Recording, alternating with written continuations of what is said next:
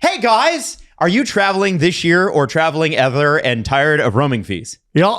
Yeah, they kind of suck, right? Whether it's in country or out of country, Saley's got you covered. And we got a couple of people that used it. We got one person that used it within the last month. That's Maddie. Maddie went traveling and Maddie used it and Maddie loved it. Right, Maddie? Yeah, works all the way over in Vietnam.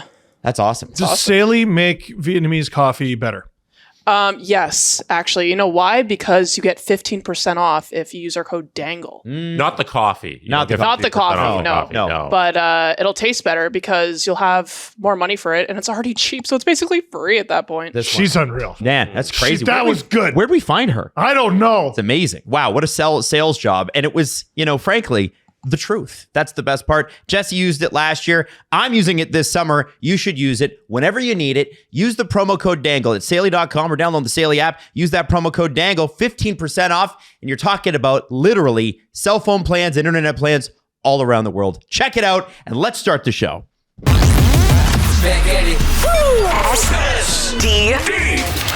SDP, the Steve Dangle Podcast, with your hosts, Steve Dangle, Adam Wilde, and Jesse Blake. It's funny. Even when the Leafs win, they lose. And we'll talk about that. But I don't mind that. What's more important is that was an incredible night of scoreboard watching. It was. Insane. It's good. It is. Does Gary Bettman have a point? No. That still would have happened without this dumb format. I agree. Game after game after game with playoff implications, and I think we need to start with I think it's rapidly becoming the story of March, which is the Detroit Red Wings and their fall. And the rise of the Ottawa Senators, because I don't think you can talk about one without the other. And hilariously enough, they played last night. And I'm gonna just kick this off by quoting Max Boltman, who's the reporter for Detroit with The Athletic. The Senators came into Little Caesars Arena on the second half of a back-to-back and debuted two rookies on the blue line because they were missing both Jake Sanderson and Thomas Chabot, their two most relied upon defensemen. That's a situation the Wings needed to take advantage of, and they didn't. You can't lose that game. You can't lose that game. And they did. Dylan Larkin came back and did get a goal, got the second goal, right? They were back in the game. But going into the game, Detroit was already a point out of the playoffs. Ottawa, 2 points out of the playoffs. Today, Detroit remain a point out of the playoffs, and Ottawa has leapfrogged them, and they're in wild card 2. The Sens have won 4 straight and are 8-2-0 in their last 10. Guys, we knew the Senators were a good team. We just kept saying, when are they going to get goaltending? Now they're getting some saves. And it's not 2 defensemen they're missing. It's 5 defensemen. That's how they got to the final 2 that they had to call up. They actually have out Chabot, Gilbert, Sanderson, Lassie Thompson, and Nick Jensen. All those guys are out right now. They're out a D core. Yes. And Lassie Thompson was like their 7th D, and he got into the same game as Chabot, did he not? Yeah, everybody's out. That's great. It's like Clevin, Zub, and Belleville. Mm-hmm. It's crazy. Zub fought last night, too. Yeah. Which, if he gets back to the bench, do you go, hey, man, we just need you a little bit. Please don't fight. And we're tut-tutting the Red Wings for losing. They did outshoot Ottawa 35-21, which is not something Ottawa is really in the habit of doing, getting caved in like that. But when you're missing 5 defensemen. Yeah. Those numbers aren't honest to how the game went. If you watch that game, these shots aren't indicative of how outplayed the Red Wings were early on. The way they got down those 3 goals was unacceptable. They especially on the third goal where there's a play at the line and they just can't break out. And McLellan talked about in his post game too. He mentioned that goal specifically, and they didn't take advantage of Ottawa's D-core. And he was talking about how they got the pucks in the right areas. You want to rim the puck around the boards a lot and force the D to go do it and make plays. Mm-hmm. But then they would do that and they would subsequently lose every battle once they put the puck into the right areas. And they looked so laissez-faire throughout the entire first 2 periods. And that third period, they finally turn it on, they look good and look like how they should play. And then it's not enough because they're already down 3-0. Puck battles are an interesting thing. Let me just jump in and then I'm going to let you. Sure. Crazy stat from the Rangers game a couple nights ago. That's where I was going. You go then. Well, I read a stat that I think it was during the first period, Ottawa Rangers, the Rangers didn't win a single puck battle. Ottawa won 100% of them. Ottawa won all of them. I thought the Rangers, by the way, finished that game because it's important, right? Again, this is the second half of a back-to-back, but Ottawa had played the Rangers. It was DJ Zbad's 1,000th game. Yes. I thought the Rangers had 14 shots. Actually, it was changed after to 10. Oh, wow, that's pretty far off. 10, well, because they have the gambling thing. But it's kind of nuts. And I think, Jesse, you're when I obviously I was streaming the Leafs game last night, so I couldn't watch the Sens game, but I saw the highlights. What I'm getting from it is that the Sens dominated early and were just able to kind of hang on.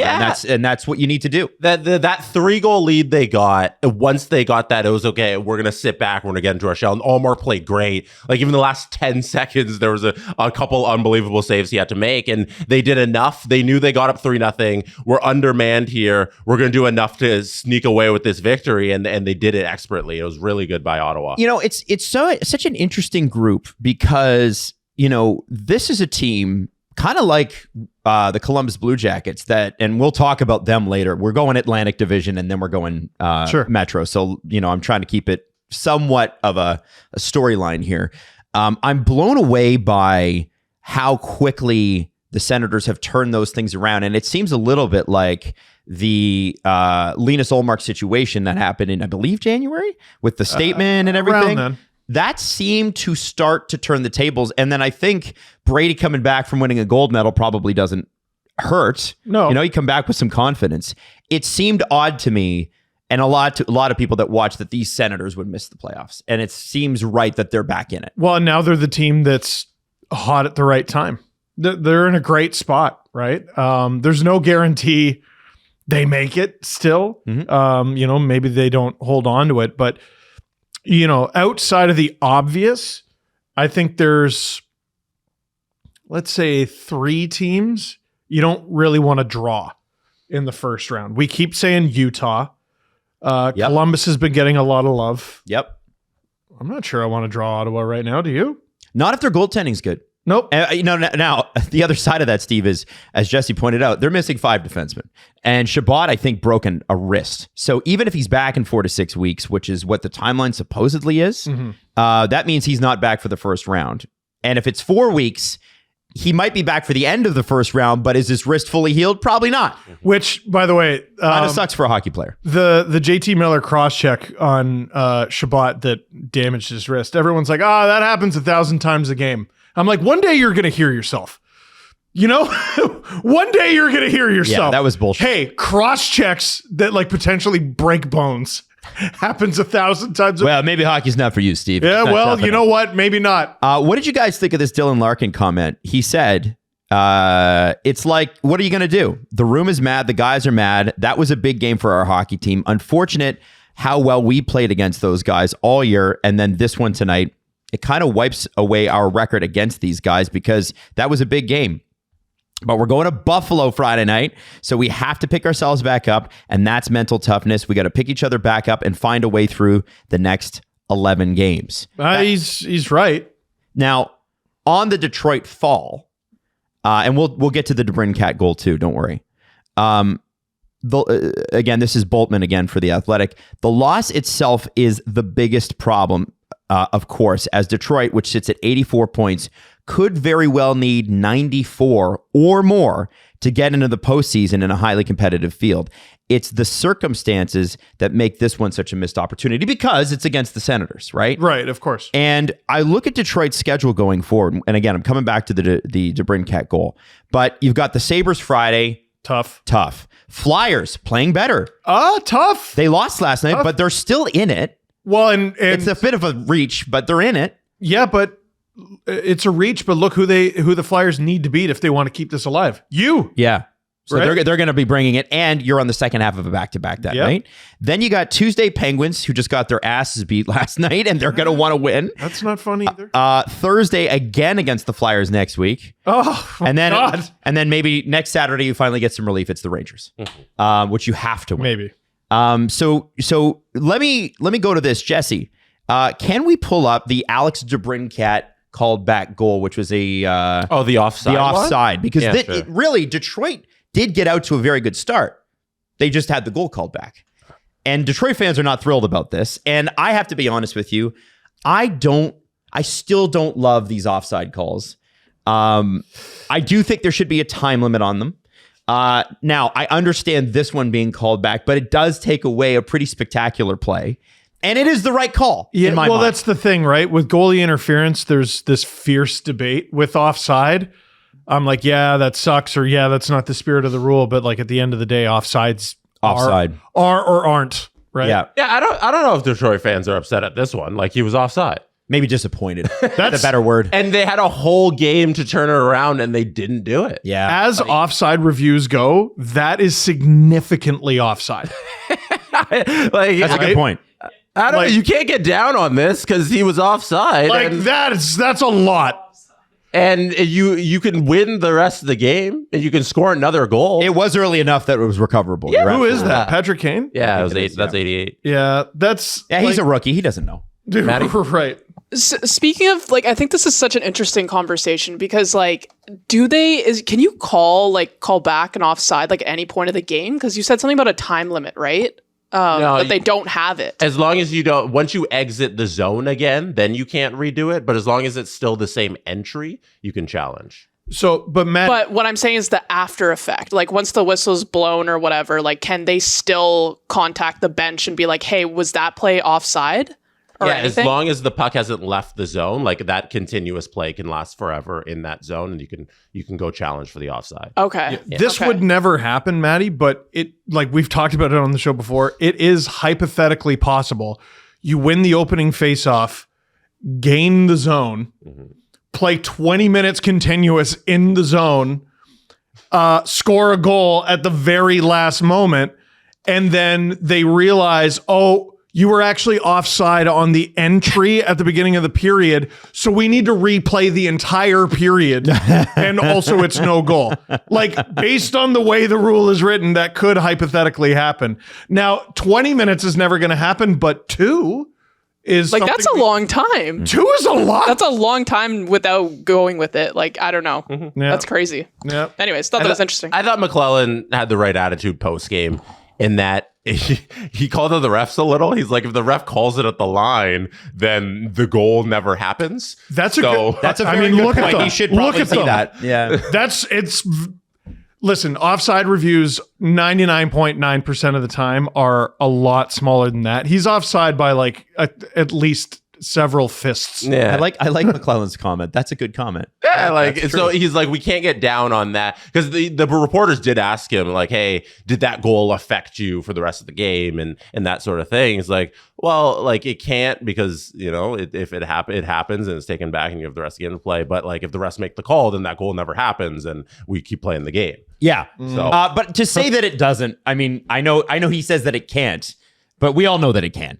Right? That does sort of suck a little. If you're a professional athlete playing hockey and you score a goal and then they take it back and you're like, I'm not going to play as hard for the rest of the game. Screw you. Get off my hockey team. No, but like, maybe you play almost too hard or like your mind's just not in the right place. I don't know. To me, it just sounds like an excuse, and that's a coach trying to not let his players cling. Don't give them excuses. No excuses. Carter Yakimchuk, who is a 7th overall pick from 2024, is one of the defensemen that filled in. And the right side of the Ottawa Senators blue line looks pretty damn good for the future because they've got Shabbat, they've got Sanderson. Oh, Sanderson left. I mean, it doesn't even matter. They're both left, but I think there's at least Shabbat, I think, can play both sides. Yeah, but Carter Yakimchuk is a right shot defenseman. Got 2 points in his opener last night. Nice goal. Very nice goal. Yeah. And again, this is the thing. Great teams are able to do this, and I hope this is what's happening in Ottawa, and I hope Toronto gets back to this. Somebody asked me on the stream last night, guys, like, what needs to come back in Toronto for things to turn around? And one of the things that I think Kyle Dubas tried to institute along with Brendan Shanahan that I don't know that they ever got to the level that they wanted to, but they got sort of close for a few years there, which is you have the pyramid system. Your top team is at the top, your OHL, your AHL, and then your ECHL teams. Yeah. And you identify guys within the system that play this role. X role. This role is your role. So if we got an injury on the AHL team and an ECHL guy comes up, he knows that he's the third line winger in the ECHL and he can be that in the AHL. It should be mentioned, Dubas tried to institute this, and then the world immediately stopped, and his ECHL team stopped playing games. That's true. Yeah, I'm not saying that it was entirely his fault. I think it's just everything comes back to that, right? Great teams, great systems, and this goes across all sports. It's like, when the Patriots were at their best, they'd find somebody from somewhere, plug it into the system, and all of a sudden the guy's an all-star wide receiver. This is the type of thing that you need. Mm-hmm. That's why it's important also hang on to your first round picks. Yes. Where 7th possible. Overall. Useful pick. Yeah, I can't imagine what that'd be like. 2 years. He's in the NHL less than 2 years later, too. Wow, imagine. And he shouldn't be. But, it's funny. So you see the best of Carter Yakimchuk yesterday. A goal and an assist in an NHL debut. Hell of a debut, especially for a 20-year-old defenseman. And you look at his numbers in 50 games, 10 goals, 26 assists, 36 points. Why the hell wasn't this guy up sooner? The second worst plus minus on the Belleville Senators is minus 19. Carter Yakimchuk is minus 30. Well, he's probably playing the tough minutes, Steve. Well, he's exactly the kind of player that the AHL is designed for. Yes, right? You can make those... Yeah. Oh, wow. Is he extremely talented but flawed? Do I have the league for you? Right? That's the whole purpose of the thing. I also don't think that's a great team. Belleville, I don't think they're having a great year. They have the leading goal scorer in the league in Artur Kaliev. Oh, yeah. Is that where he's playing? That's where he's playing now. Yeah. Yes, he is. Okay. You're seeing teams this year. It's kind of cool to see Buffalo bear the fruits of their tank for all of those years, even though they didn't mean to tank for that long. And same with Ottawa, where it's like they've been bad for a while, and you're seeing all of the draft picks that they had over those years come to fruition and make an impact on this team. It's been really exciting to see. Huge. And one of the reasons that Ottawa Senators fans have been so bullish on this team, like, hey, we should be in a playoff spot, and we're just kind of getting unlucky here. And if we can get just a little bit more, a couple more saves early on, a couple more goals, is because of the shots against and how... And there's been a historic stretch, too, for the shots against total for the Ottawa Senators. This year, so far, they're allowing 24 shots against per game. That is first in the National Hockey League. Very low. That's very low. If you go to January 1st till the March 23rd, the game before yesterday, they've only allowed 22 shots against per game. That's low. Great. So wow. they've improved as the season's gone along. And then if you highlight the last 20 games before that, so January 24th to March 23rd, they've only allowed 20.5 shots against per game. And as Sportsnet stats highlighted, that is the first time a team has done that in a 20-game span since the 2000-2001 St. Louis Blues. Whoa. So it's actually... And that was dead puck era. Wow. Heart of it. 6-year record here that the Ottawa Senators have broken in the last 20 games prior to last night's game, where they did actually end up allow a lot of shots, which was their second time winning all season long when allowing 30 plus shots. Wow. This is a really good defensive team. And to give you context, the 2000-2001 St. Louis Blues, that was the year Chris Pronger won the Hart Trophy as league MVP. And his defense partner was Al McInnes. Yeah. They were that's a good pretty team. I knew I could just name the year and a team, and Steve would bring some context to it. The Blues were the Blues of the 90s. The Sharks were the Blues of the 2010s. You know what I mean? Right. I'm wondering who's going to be the Blues of this generation. But that Blues team should have won multiple cups. Mm-hmm. They were so good. So many players in there. Mike Keenan screwed a lot of that up in the mid-90s. But that was a hell of a team. Always. Sure they made the did. playoffs for like 30 years. Yeah. Oh, and also I'm wrong. He won the Hart Trophy the year before. But still, Hart and Norris. Same era of teams. I think we'll give you credit. He was for on that the one. team. Yeah, But he was on that team. Him and McInnes. You look at something as simple as that. I'm giving that to the coaching staff and the players for executing the vision of the coaching staff. That's why you're able to be down 5 defensemen, and you call up 2 guys from Belleville, and they're able to step right in, and you win a game. And Jess, a couple months ago, Travis Green was under a lot of heat. I was going to say, like, under a lot of heat, potentially getting fired to he has to be part of the Jack Adams conversation. 100%. Has to be. 100%. It's funny how the season twists and turns. One of the things about Canada is we've got great meat. Like, we really do. When you move to Alberta, like I did, you get the best steak, I think, in the entire world. It's just so amazing. And, But Adam, what if I don't live there? well, you could have it delivered right to your door. Canadian meat via Chambers. Oh. Chambers food is actually, it's just this sick idea where it takes the guesswork out of it. You book an appointment and you start by completing a contact form. This is how involved this is. You got to take your meat seriously. You right?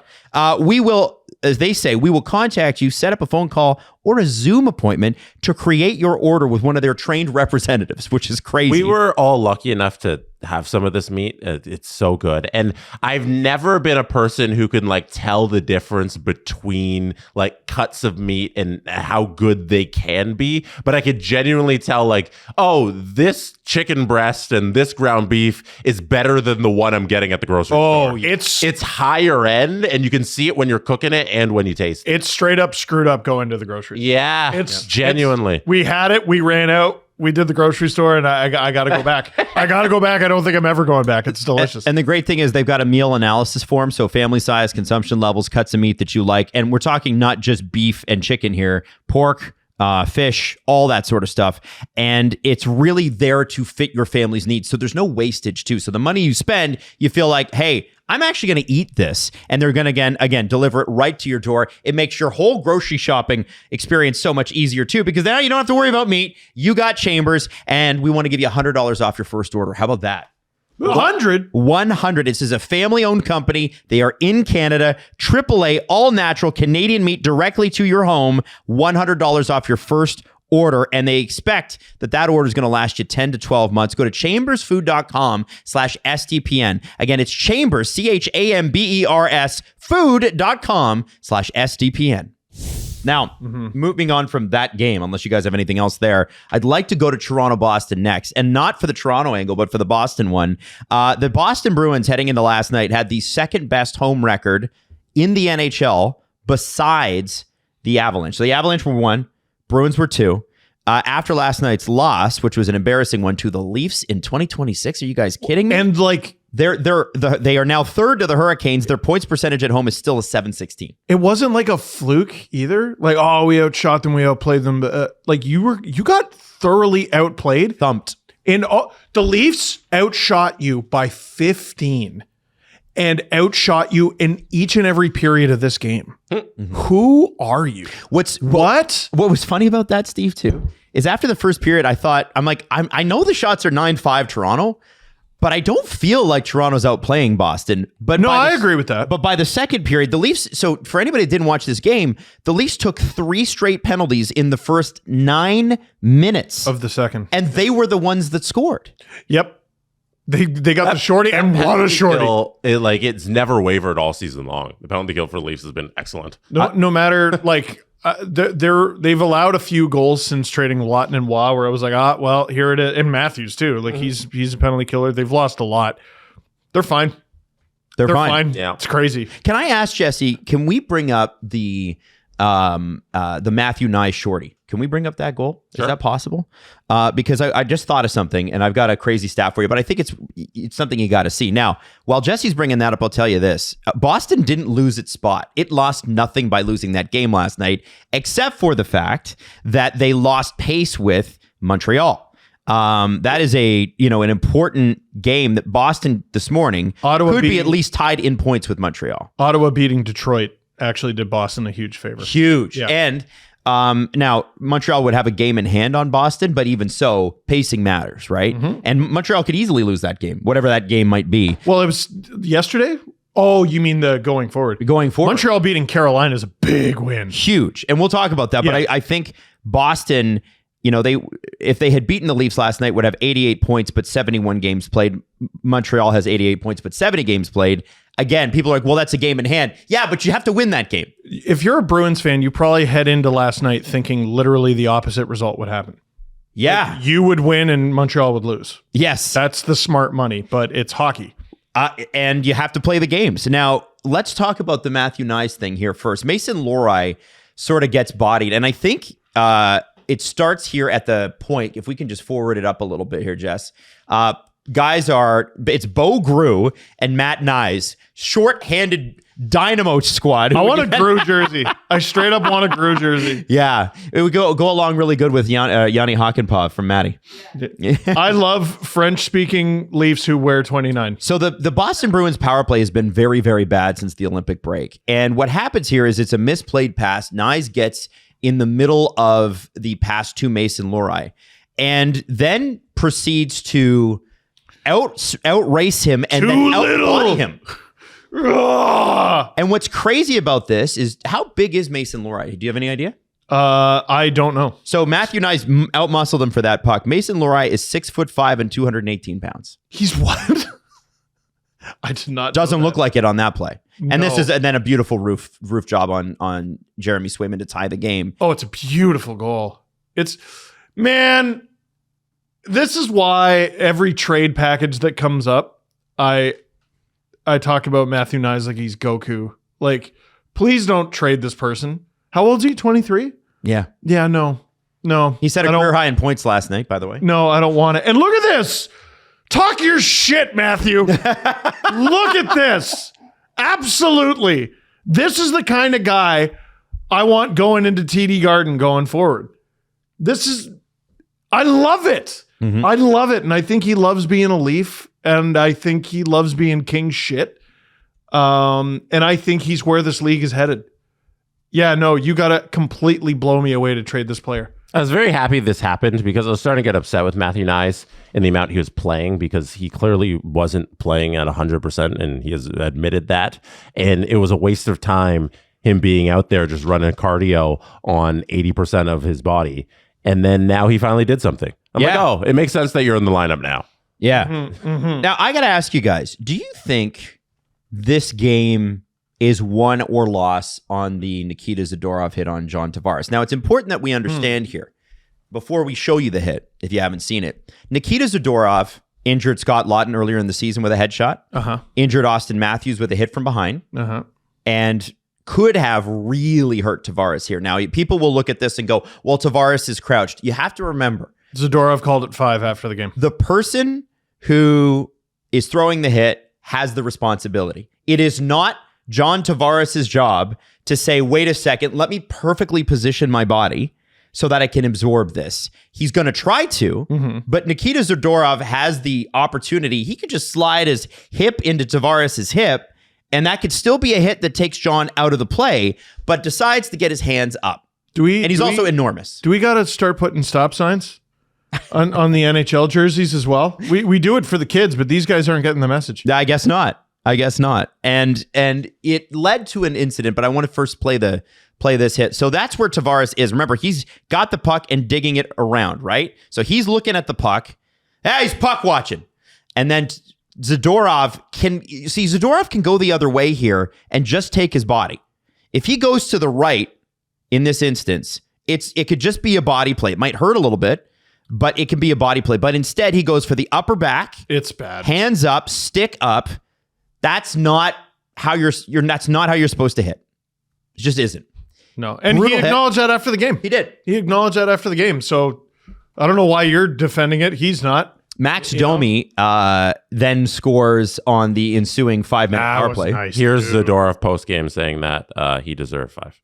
Nikita, what did you think of the major call? It was a major call. I mean, tries to play my game, trying to be physical. Little awkward hit. I feel like,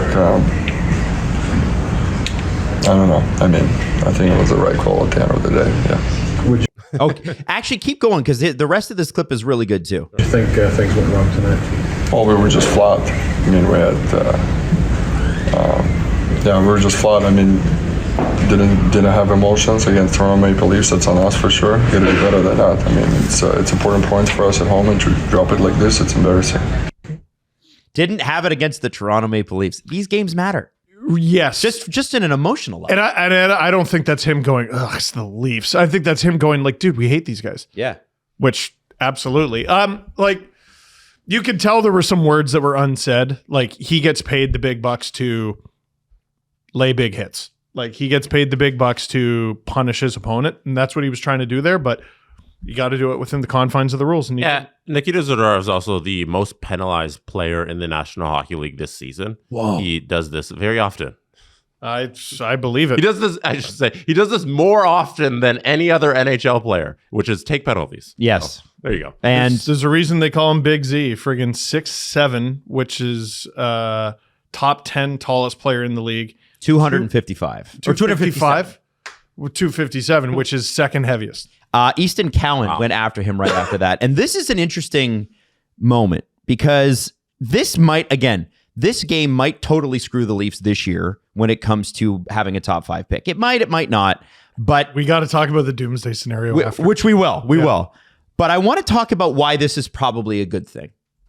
Because this team actually seems to be fighting for each other a little bit. And it is not being driven by the veterans who have been here forever.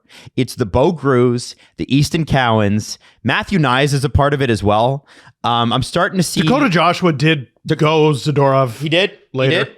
And which is what he should do, needs to do. Joshua's a big guy, and he gave up a lot. But Easton Cowan was also on the ice when Matthews got the knee-on-knee with Radko Gudas the other week. And yes, he did fight Jackson Lacombe in the third period, but none of those guys did anything. And Easton said, I will learn from that. And he did. Easton Cowan has dropped his gloves twice in his NHL career, and the smallest guy was 6'4". He's good. That's good. crazy. Good. Great. He said, Good on you, kid. I think you just kind of black out and you go for it. And Zadorov, apparently, he said he actually lived in my billet house in London. So hopefully my billet parents aren't too mad at me. Which is awesome. That's funny. Because Zadorov was a knight. That's funny. Yeah, they share billet parents, so it's crazy. And Matthew Nyes said, I was on the ice. I look up and he's the first one in there. I saw his gloves flying, and that gets our whole team pumped. You know, watching a guy like that step up and try to fight a guy who's played a long time in the league and deserves a lot of respect, I give Easton a lot for doing that. That's pretty cool. You know, I don't know. We all make mistakes in our lives, or we have moments that could have been better, moments we should have stepped up. And they suck. They suck so much at the time. And you hate it. And you there's something about getting lambasted by like a boss or something, or like an authority figure, and you know they're right. Yeah. Oh. And your brain is trying all sorts of defense mechanisms, and it's like, nah, dog, they're right. At the end of the day, they're right. And do you ever make that mistake again? No. Easton Cowan's never going to make that mistake again. Now, Willie, Riley, Carlo, who are also on the ice for the Gudas thing, well, I don't know. Maybe we've run out of time for them. Yeah. But Easton, we're right at the beginning of his career. He's never going to make that mistake again. The next generation of Leafs, assuming Nyes doesn't get traded this offseason, seems to get it. And that is something we've been dying for since the early Matthews, Marner, Nylander era. Man, you lost Hyman, you lost Kadri for a variety of reasons. You can't lose this guys. player. You cannot lose this player. No, You mean Nyes, not I mean Nyes. Well, I mean, Cowan I'd too. like to keep both. But I understand their need to acquire at other positions. No, you can't lose this player. No. John Tavares said about it, I really appreciated it. He's feeling pretty tall right now, I guess. Pretty big man he was going at there. The way he came in defense of me speaks volumes to his passion for the group and for the team. He plays with a lot of emotion. You could feel his excitement on a daily basis, just getting up and getting to play and compete. I remember being in those shoes, and it's so invigorating. I think the world of him. Can I point something out about like the Leafs in the city of Toronto and the fan base? So all the questions after the game are about Easton Cowan, and all the fan discourse is about Easton Cowan. And you got podcasts the next day, and we're talking about Easton Cowan and how great Easton Cowan is. He didn't throw a punch. Just grabbed him. That's all you got to do. That's the bar. The bar is throw your gloves and vaguely care. Oh my God. But it's a nightmare here. Doesn't it right? speak to the fact that we didn't do anything ever? And this has followed this team around for more than, a decade. Yes. Without For a Padre variety and of Hyman reasons. especially. Mm-hmm. Yes. That's all you got to do. That's all you got to do. That's the bar. That's the bar. There have been bad teams, like bad Leafs teams that have been beloved because they They fought. Gave a damn. It doesn't even have to. Show some pride. Tanner Jeannot was laughing because he's like, damn, this kid's going to get killed. That's crazy. Yeah. Oh, man, someone like Tanner Jeannot is going to kill. Oh, that's me. Like, he like forgot himself in that moment just out of admiration for the kid. That's the bar. It's so impossible to play here. The fans are so impossible to please. Yeah, bullshit. Go ahead and look at that incident right there. Jess, I'm wondering for you, when you see last night the Leafs bench after the Dakota Joshua fight, they're just slamming the board. It was both benches. Like everybody was really hyped for that. It was awesome. And they're smiling, and like some people, guys are. I didn't see who it was, but somebody gave a fist bump to Joshua while he's sitting in the box. One of the Leaf players came by and fist bumped him. You've been around this team all year, and what's been clear since especially January, but even early on, is they were disjointed. They were not in each other's corner.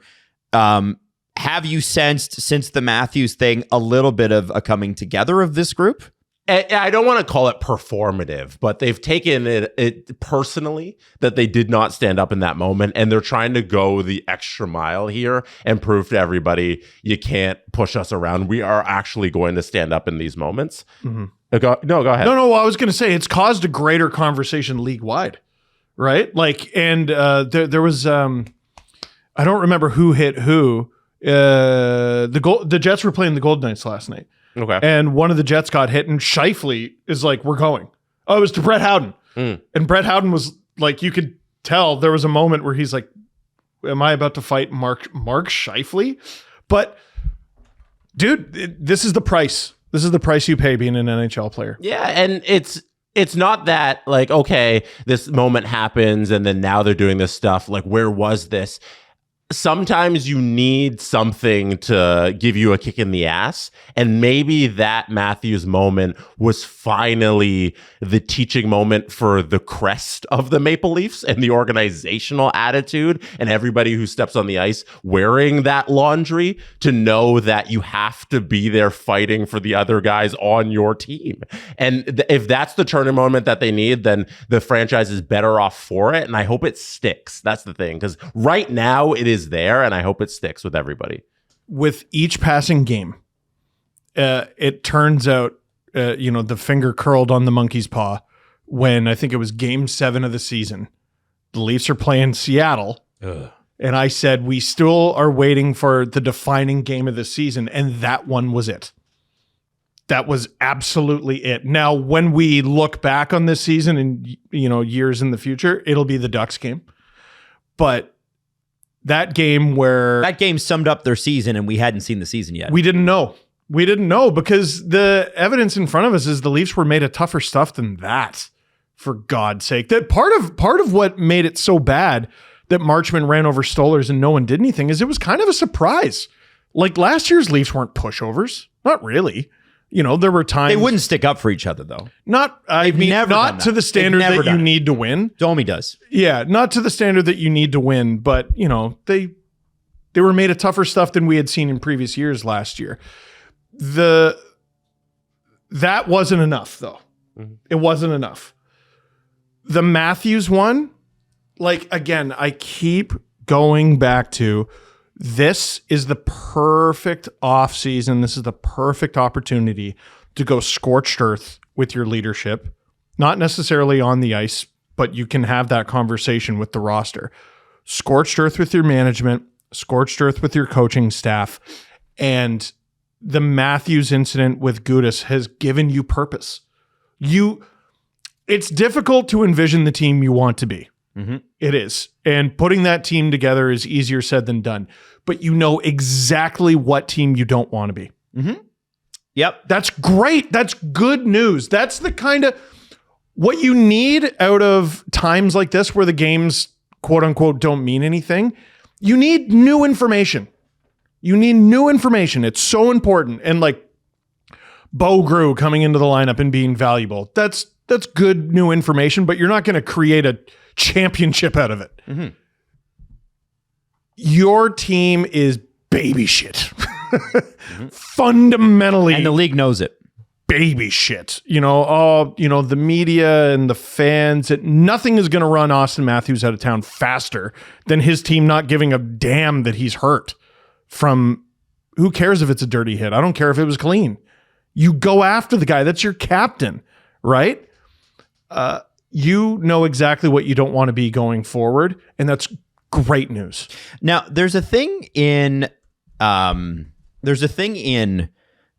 corporations, in armies, in anywhere where you have a big group of people that need to work together. Mm-hmm. And it's defining what you are and passing that along to the next generation. And one of the things that the Leafs have done, and by the way, it's called institutional memory. Okay. So it's a collective set of facts, experiences, and knowledges held by an organization's members or recorded in its documentation. It preserves company culture, processes, historical context, etc. Okay. Look at you. Now, the reason I bring up institutional memory is I'm looking at the Boston Bruins Stanley Cup roster from 2012, or 2011, 2012, okay? 2010, 2011. Sorry, 2010, 2011. That's actually what I have. The next year's team was really good, too. Milan Lucic, David Krejci, Patrice Bergeron, Nathan Horton, Mark Recchi, Zdeno Chara, Brad Marchand, Dennis Seidenberg, Johnny Boychuk, Johnny Boston, before he went Johnny Rhode Island, Andrew Ference, Rich Peverly. These are guys, Shane Knighty, no joke. There's a reason people love that team. Because they were a team of monsters, right? They were mean. And one of the things that those Bruins, when they won the cup, and leading up to that, but when they won that cup, you have to remember that they were interrupting the Penguins, they were interrupting an ascendant LA Kings team, an ascendant Chicago Blackhawks team that had won and should have won again. They were the reigning champs. Absolutely. But that Bruins team, and although they only got one cup out of that group, that Bruins team passed that along. And, in the last couple of years, we've seen Krejci, Bergeron, and Marchand leave. Big Z left, I think, 4 years ago now, 5 years ago, whenever it was. Something like that. They've passed along that Bruins brand to the next generation. And that's why you see guys like, McAvoy's tough and poor McAvoy's face all year long. Oh, my God. Zadorov being what he is. And they are getting these gamer performances out of Marat Kuznetsov. And you know what I mean? Like Lucas Reichel, who several fan bases are like, yeah, maybe it'll be you. They call him up, he scores in the first game. I'm like, that's the Bruins in a nutshell. That's them. What I hope happens here with the Leafs, and not all these guys are going to be back, we know that. Minton's such a perfect Bruins. He is. One of the guys that I hope, or one of the things that I hope remains, is that learning experience from Auston Matthews for these young guys, 23-year-old Matthew Nice, 20-year-old Easton Cowan, Bo Gru's 26, the guys that are going to move it forward. And I understand I'm not talking about a murderer's row of talent here. They're very good players. I need this sort of effort and energy level, the sort of effort and energy level that it, requires you to skate hard to the bench when your shift is over. Willie. Those little details. Willie. He drives me nuts with that. That kind of stuff is the winner's stuff. And that's the beginning, that's the baseline, and the Leafs have always never had it. Now, on the Bruins side. Robertson, too, last night had a really bad line change. Yeah. On the Bruins side, what I find interesting is the next four Bruins opponents are ugly. They should have won this game because next game against Buffalo. Oof. Then you got Minnesota on the second half of back-to-back with travel. Then you got Columbus next week. Oof. And then Dallas. Wow.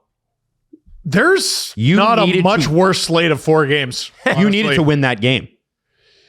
Well, Adam, shall we talk about Doomsday? Talk about Doomsday, Steve Dangle. Someone put this in our group chat last night, and I was just like, why would you say that shit? There is a scenario where the Bruins miss the playoffs, win the draft lottery, get the first overall pick, and because the Bruins moved up and got the first overall pick, it kicks the Leafs out of the bottom 5, so the Bruins would then get the 1st and 6th pick. It's entirely possible, Steve. Rebuild completely over. Literally completely over. Your team is already fine. And then you add to that James Higgins, who you already drafted, whoever you pick first and whoever you pick 6th. It's over. The rebuild's completely over. You have your goalie of the future. Yep. And now in Swayman, you have... Who was great last night. Yeah, your decor set, your forwards are set. everything's fine. Yeah. Great. Congrats on being a contender for the next, let me check, like 12 years. Yep.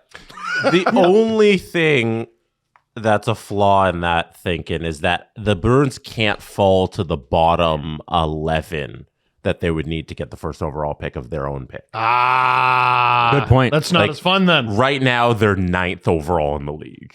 So in theory, they're what? They're a top 10 team based on points percentage. The West sucks, dude. The West is horrible. That's nuts. So What are you talking about? I don't think your doomsday thing can happen. The division leading Ducks are 14th.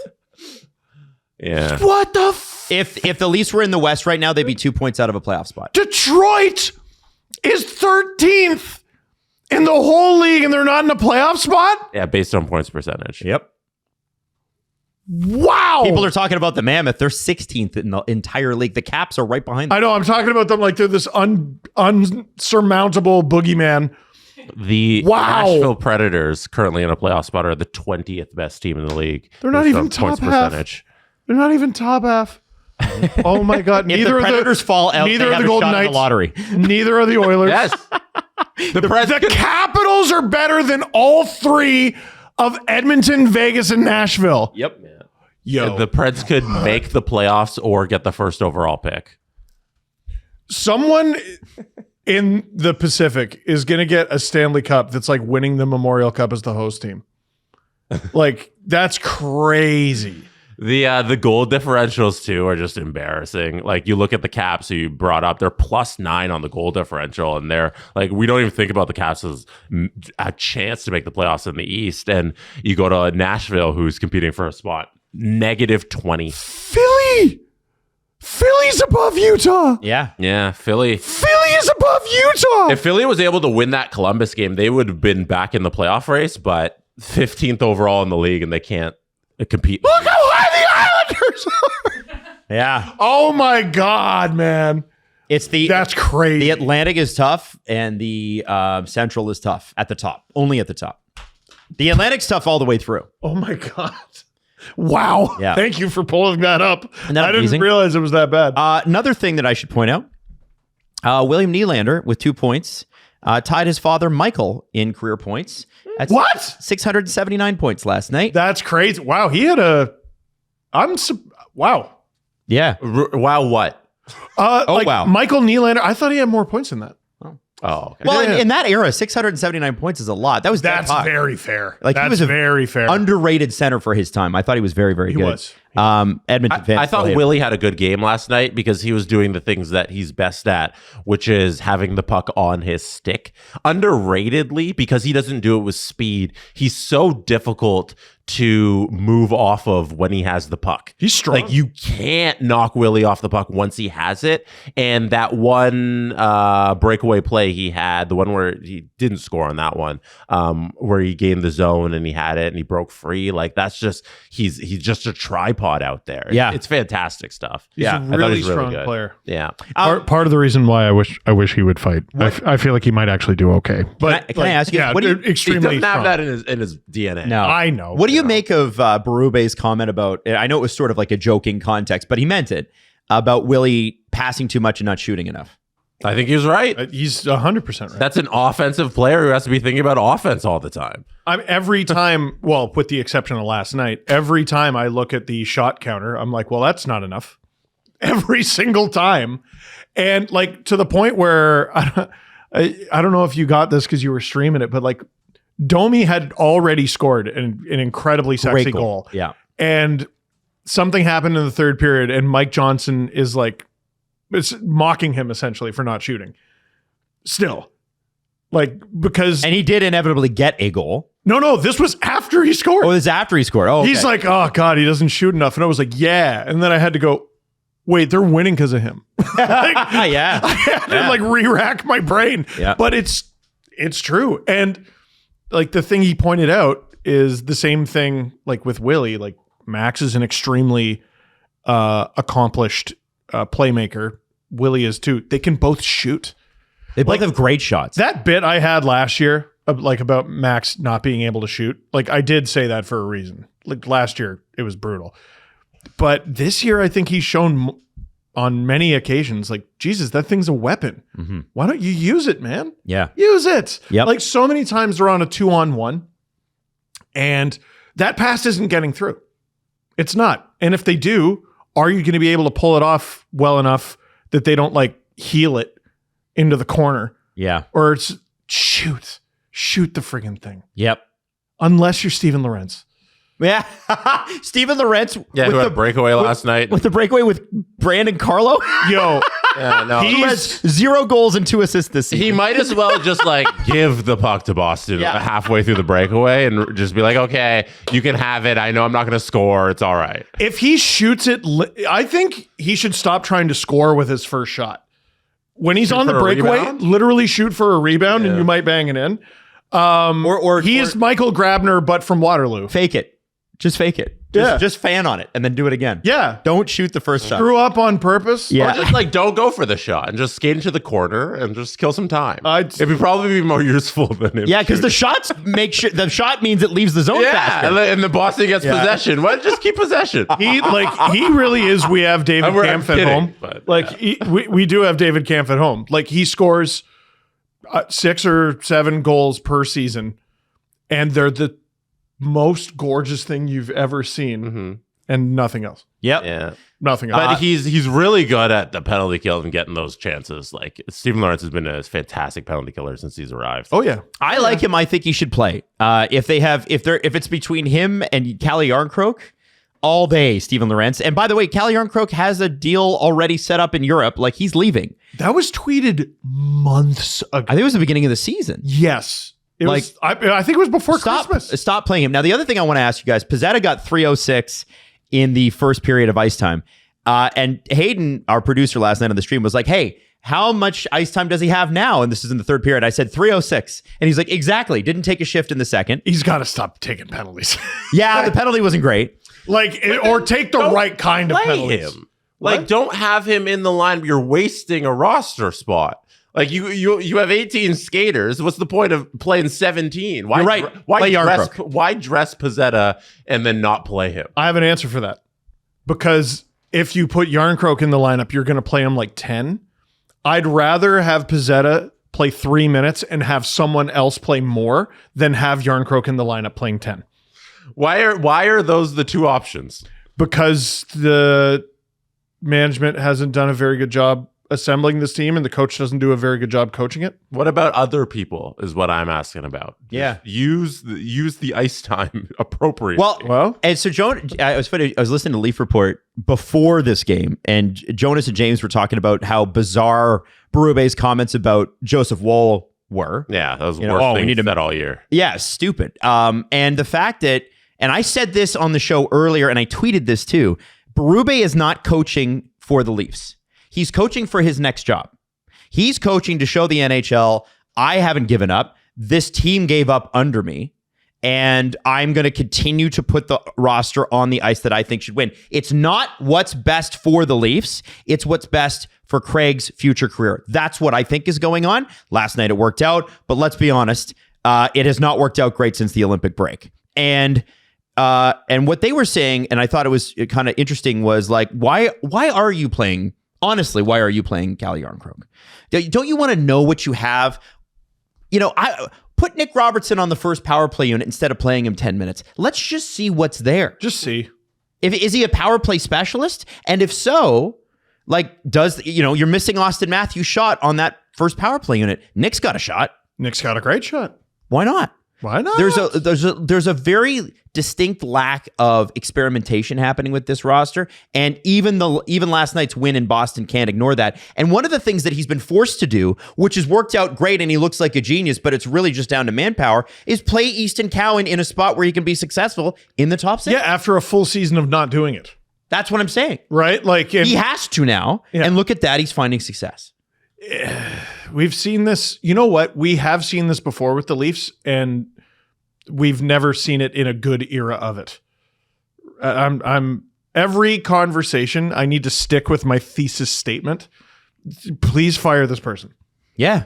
Fire this person. Put Lalonde in and go, Derek, Don't worry, you're gonna be around next year. We need you to play A, B, and C. How much ice time did Jacob Quillen get last night? Can we find out? He killed some penalties at least. At least Berube trusts him to do that. I'm gonna go 7. No, I saw him a bit. 8:20. Jesse, what is the number? 10-13. Hey! That's because a lot of it was shorthanded. Oh! He played a lot of shorthanded minutes. Freaking Connor McDavid over I know. here. Oh. How many minutes did Nick Robertson get? Nick Robertson. 15. Last night played 14-29. All right. That's pretty good. Hey, that's not bad. Quillen's shorthanded minutes were 4:22. That is correct. Wow. Now, Berube doesn't have a choice. He has to play him. Yeah. I don't know if he trusts him, but he has to play him. Played pretty well. Mm-hmm. I don't know. I think these are the experiment things that we need. I don't want to go into training camp next year, no matter who's here, guessing with some of these guys. Can they or can't they? Well, they're getting answers, right? Despite the coach. Despite the coach, but you're getting an idea of the kind of player Michelli is, and that matters because he's younger than you think. I think he's younger than Grew, and he's a restricted free agent. You're finding out what you have with Grew. You need penalty killers, and it's good that even though they're not really playing Quillen, you're finding out he can do it. Roberts, I don't know. I don't really know what you're learning with Robertson at this point. You can't have Michelli, Robertson, and Domi on the roster next year. That's clear. There are positives and negatives to each player, and all of them are incomplete players. All of them can be useful pieces of a roster, but you get too many of those on a roster, and then you just have a fully incomplete roster. So what I would want to know if I was the incoming general manager, and again, I think the guy that's the GM right now is the outgoing. He has to be. It's a non-option. What I would want to know is which one of those guys is the most useful for what the program is going to be going forward. And I don't really have an answer for that. I know Domi's got some no trade protection, but he's also the highest paid of the three. Yo, how did he? Actually, Michelli might be. Michelli's making 3.4, 3.45, something like that. 4 something, yeah. Yeah. So it's maybe it's one of the two of them. Robertson requested a trade on July 1st, 2 years ago. You don't have to bring back any of them. You also don't have to do that. If you really don't want to, you don't have to bring back any of them. I don't know. At least we're apparently in on Chinikov. He got his 18th or 19th goal last night. Yeah, supposedly it was Robertson for Chinikov straight up, but that's a Dubas masterclass. Yep. Like, good player. It did not look like that was in there anymore. No. And he's killing it. He's this appeal to authority, this reliance on experience that they want. Who the hell is Dan Muse? Like a year ago this time, Never who the heard hell of is Dan Muse? Never heard of him. It's okay to have new ideas. Will probably be a Jack Adams nominee. It's okay. Yeah. It's okay. Yep. Hi, my name is Adam Wilde, and this jacket from Dewar is now my personality. In a nice walnut. It's a moleskin walnut shacket. Can I just say it should be? What do you mean? You like it? Your personality. Oh, thank you. You're way better. Look at that. This is so much better. What? It is true. You do kind of like, wow, I do like him a lot more now that he's better dressed. That's great. Yeah. And the thing is that this one is actually, I haven't worn it for the whole show because it's actually like my outdoor spring jacket. Like this is what I wore in today instead of a jacket because it was nice and warm. That looks like I want to go on a fall walk with you. Well, it's also a good spring jacket. Oh, come on. Because they're similar. That's right. They are similar. Got it. We're growing brown out of the earth to green. That's what we're getting to. So here's what I think. I think you should try Dewar. And Steve, you were wearing the jeans on Monday. Temperature regulation. Jesse, you got the jeans. You got the clothes. You would recommend Dewar. I would, yes. Comfortable enough for a plane ride, professional enough for a place of business. That's what it's all about. And we know you're going to love Dewar as much as we do. Maybe it helped improve my personality. Maybe it'll just help improve your wardrobe. I know you will love Dewar, and we want you to get 15% off your first order. Dewar.ca/SDP. You're going to get 15% off your first order. Do not wait. Dewar, DUER.ca/SDP for 15% off. Dewar.ca/SDP. Before we leave the division, we do got to point out the Montreal Canadiens beat the Canes last night. And what was hilarious is the Canes basically outshot them double as the Canes do. That's what they do, though. But the Achilles heel for Carolina, and this is where I have questions. is goaltending. Freddie Anderson was in goal last night, guys, and he was bad. Mm-hmm. And Brandon Bussey has been bad since the extension was announced. That's such a shame. Yeah. I mean, he couldn't keep up that level of play either. No, You're not going to be 21-3-1. I know. That never happened. But he's honestly one of the best stories in the league. Yeah. This year. Not right now, not in March. I know. And so I'm cheering for him. This is my question for you. We've seen playoff Freddie Anderson, and this is 10 years later. We haven't seen playoff Brandon Bussey, so we don't know. I wouldn't call them like a paper tiger or something like that. The Carolina Hurricanes are nothing if not consistent. They are very consistently number one in their division. They're very consistently in the second round. God, I would kill for that. Mm-hmm. But I do question what's going to happen. I think they win their first round series. But if, let's say they're playing Boston, which are currently the playoff team that they're lined up against, do you think that that's a slam dunk series for them? Because I don't. The Carolina Hurricanes are in grave danger of becoming the Carolina Hurricanes. Right? Like all our compliments of them are the same as they were a year ago. 5 years ago. 5 years ago. All our criticisms of them are the same as they were a year ago. 5 years ago. Like, you look at them on paper, you look at their process. Yep, that's a good team. They always put themselves within arm's reach, right? But they rarely show that they have the capacity to take it. So, last year, I think it was Jesse and I don't know if you got in on it, Adam. Like, I had the Islanders beating the Canes, and we were humiliated because they killed them, right? But at the end of the day, they weren't really close. Jesse. Okay. They Okay, were closer than some, but let's look at the Canes. 96 points, right? Okay. they're Great at home, great away. 25 wins at home, 20 away, which is amazing. Great. Right? Already. Great. They could do you take Carolina versus Boston first round, who you taking? Carolina. Carolina versus Ottawa first round, who you taking? Carolina. Carolina versus New York Islanders first round, who you taking? Carolina. Carolina versus Detroit first round, who you taking? Carolina. I think Carolina gets out of the first round. If you give me a first round matchup for the Carolina Hurricanes, I'm going to select Carolina. Now, Carolina, Ottawa, I think you were way too quick. now let's talk about I think put it this way, Jesse.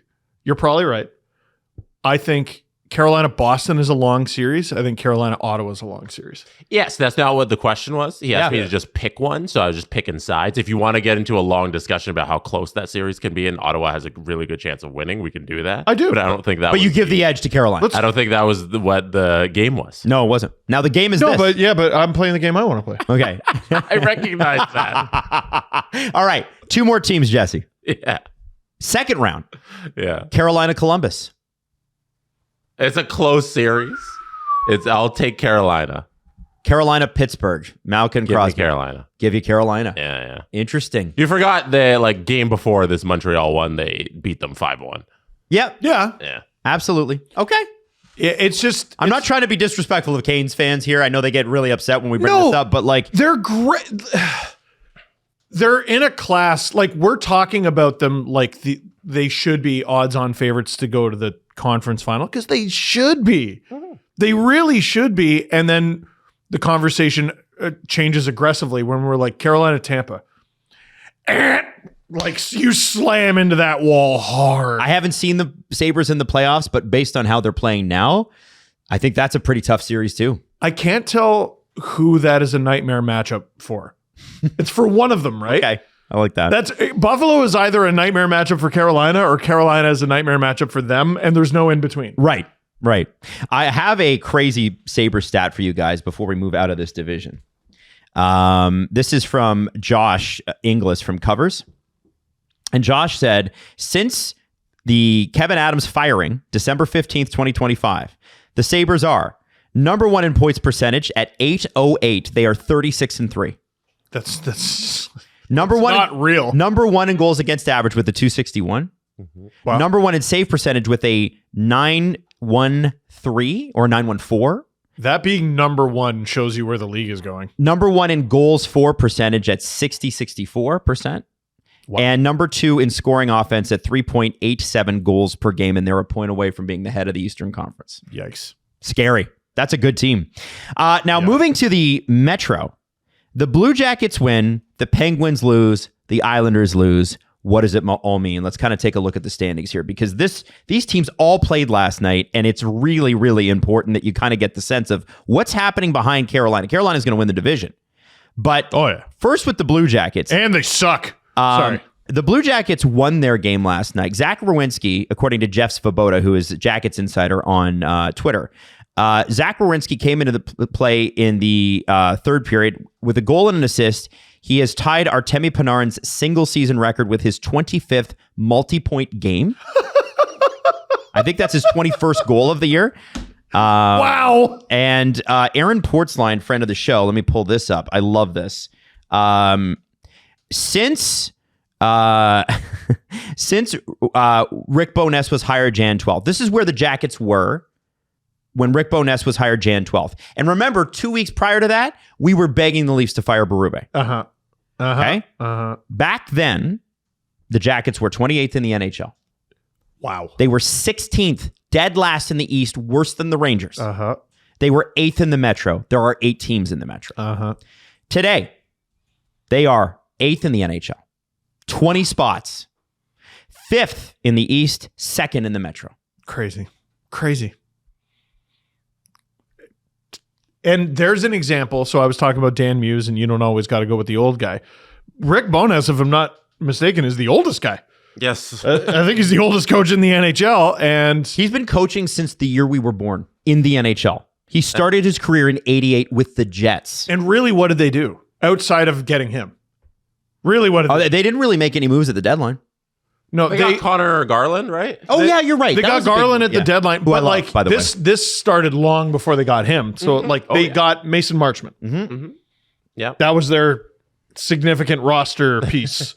You know what I mean? The goaltending immediately got better. Yes. But like I don't think I've ever seen it so sharply where a team made a decision that had basically nothing to do with the roster and their fortunes changed so immediately. It happened in Columbus. It's happened with Buffalo. Like, what the hell did Buffalo do? What the hell did they do? They didn't even fire anyone behind the bench. This has been one of the most bonkers, least explainable, vibes-based seasons. I'm glad you brought up the goaltending. Last night, like that first period, Bowness said in his post-game, like, and watching it, you could see Columbus was terrible in the first period, and they all kind of recognized that. They just didn't have their legs coming out there, and Jet Greaves was a large reason they were to stay in that game, and it was only 1-0 coming out of that first period. And the resiliency out of these teams, I think, is a quality that Columbus and Buffalo share as of late, in that when they're down, they're not out. I saw it in that Buffalo-Anaheim game over the weekend where they were down and they were just able to motor back. And in this game here, you're off to a very slow start. And we've seen teams, many Leafs teams over the years here, when they get down, that's it. Yep. And with Columbus, they have such incredible fight. And they don't start well, but who cares? There's still the second and third period, and they're able to get up there and they're able to hold on to that 3-2 victory, I think it ended at. And then, you get great goaltending to hold you in the game. And he made like a couple really good saves in that first period. Just the big ones you need every now and again, they're able to get them right now. There's East Coast bias, there's West Coast bias, but like I think it's a lot of small market bias here. Jet Greaves should be getting Calder votes. He's still eligible. I was going to ask, is that... Yeah, I didn't know he was. He's 24 and he's played... He's sort of like Andrew Raycroft. Like, he's played parts of a bunch of seasons heading into this one. Hockey DB has been acting up on mobile recently, but he's played... I think the threshold is 26 games or 24 games. Either way, he's played less than that. Okay. So he would be eligible. Since January 21st, Jet Greaves has only one regulation loss to his Is that name. good? Wow. That one regulation loss was 2 days ago to the Islanders, where they lost 1-0. Wow. So they just straight up didn't score for him. Yeah. You just didn't get any help. So name the 4 teams with the best record since February 25th, the Olympic break. I mean, I guess Columbus. Buffalo. Buffalo number 1. Yep. Yeah. Columbus. Number 4. Who else has been really good since then? There'll be one that won't. Ottawa? Ottawa's number 2. Hey. The third one is going to blow your mind because I looked at this and I was like, what? I know the Nashville answer. Predators. Good They're answer. probably up there. Okay, Steve, what's The your St. Louis Blues. St. Louis Blues. 9-2-2. The St. Louis Blues since the Olympic break, randomly. I'm of two minds. Garbage time. Two minds. I like the Leafs playing good games in Boston. And also, frig off.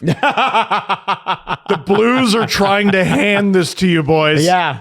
So are the Jets. They're trying to hand this to you, boys. Let it You're happen. running out of runway, boys. Charlie Coyle needs a little bit of love from the Columbus Blue Jackets. Charlie Coyle, who, by the way, played a great role in Boston. Remember, they acquired him for like a 3rd-round pick from Minnesota. He had some great seasons there. Then he goes to Colorado and is just, if you ask Drew, just not up to Nate.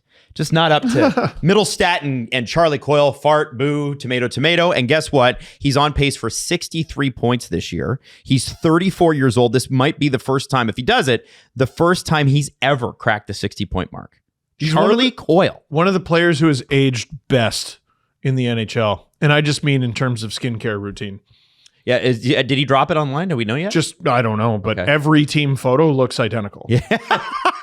Shout out Go through his hockey DB. They all look identical. He's Shout a out handsome lad. His third line there, because Matthew Olivier is his right winger, and he scored last night. And he has an outside shot at a 20-goal season. He's at 15 right now. And, Yeah. you see Matthew Olivier's name, and you just think, oh, there's a guy who punches faces. He's He's a great player. He can do stuff. He's impacting this lineup. Like that's a really good team. There's some different. I mean, one of the biggest things that changes from regular season to playoffs is you're trapped. You're trapped for 4 to 7 games. Ooh, 4 to 7 games against Matthew Olivier. and hey, No, a thank you. seasoned Bruin, Charlie Coyle. And Connor Garland. Man, Connor Garland in the playoffs? Mason Marchment. Oh, that's a mean team. And different kind of toughness. Do you want to be chasing around Zach Werenski for 4 to 7? That's exhausting. That guy fucking moves, man. Just- Severson's also having a pretty good year. Buddy. Like it's Buddy. sort of all coming back for them. Aaron Portzline, I think, pointed this out too in The Athletic about Zach Werenski. He's 10 points away from tying Panarin for the Columbus record for points in a season.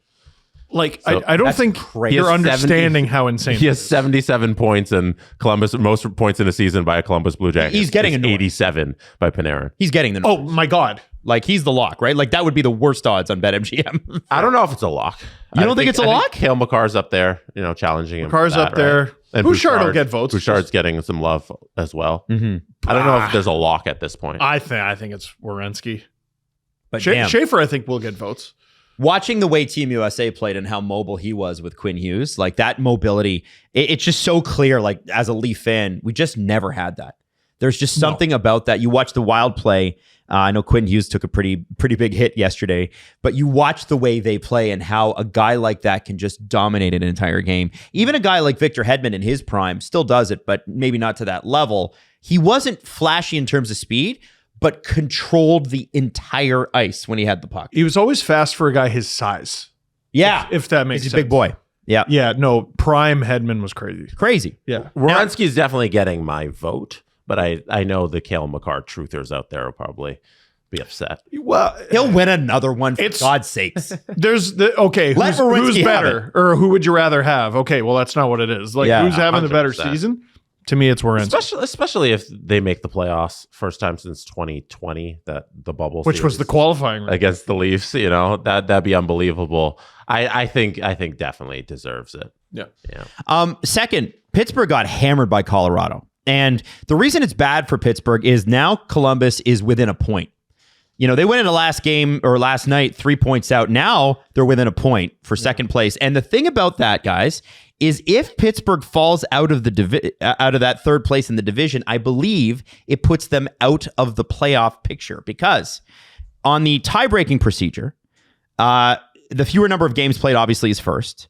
The greater number of games won is second, excluding games won in overtime or shootouts. So regulation wins, as Jesse always points out. The greater number of games won, excluding games won in the shootout, ROW. The greater number of games won by the club in any manner, total wins. And then number 5 is the greater number of points earned in games against each other. And I'm pretty sure that would put them, if it was today and it happened and they were a couple of points behind, they're sitting where the Islanders are. The Sens would have to pass them in the standings. Sens would have to pass. Yeah, the Sens have 85 points. Pittsburgh has 86. But if that does happen, then... And I think the Sens are going to keep winning, right? And it's not that Pittsburgh is going to be out of the playoff picture. I don't know that that's going to happen. I don't feel like it's going to happen. But look at the Islanders, man. They are a game... Yes, Pittsburgh has a game in hand, but again, you got to win that game. The Islanders are right there. And if the Islanders had won last night, it would be the Islanders in third place. It's going to be a dogfight. All the way to the end. The Penguins just got Crosby back. There's a little bit of oxygen. Yeah. I don't know. Is Malkin back yet? He's got to be coming up. He is.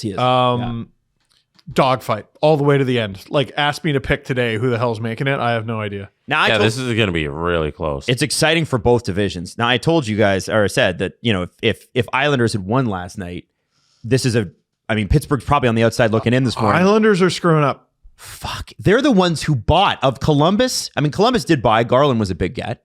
Marchment was a big get earlier in the season. Yeah. Braden Shen they have for multiple years, but... What did the Penguins didn't really add, and I don't know if they really necessarily needed to, but the prices I think were prohibitive, and Dubas was like, yeah, we don't really need to do that. They tinkered. The Islanders paid big for Braden Shen. Soucy also... they've had great goaltending. Obviously, Matthew Schaefer's been amazing.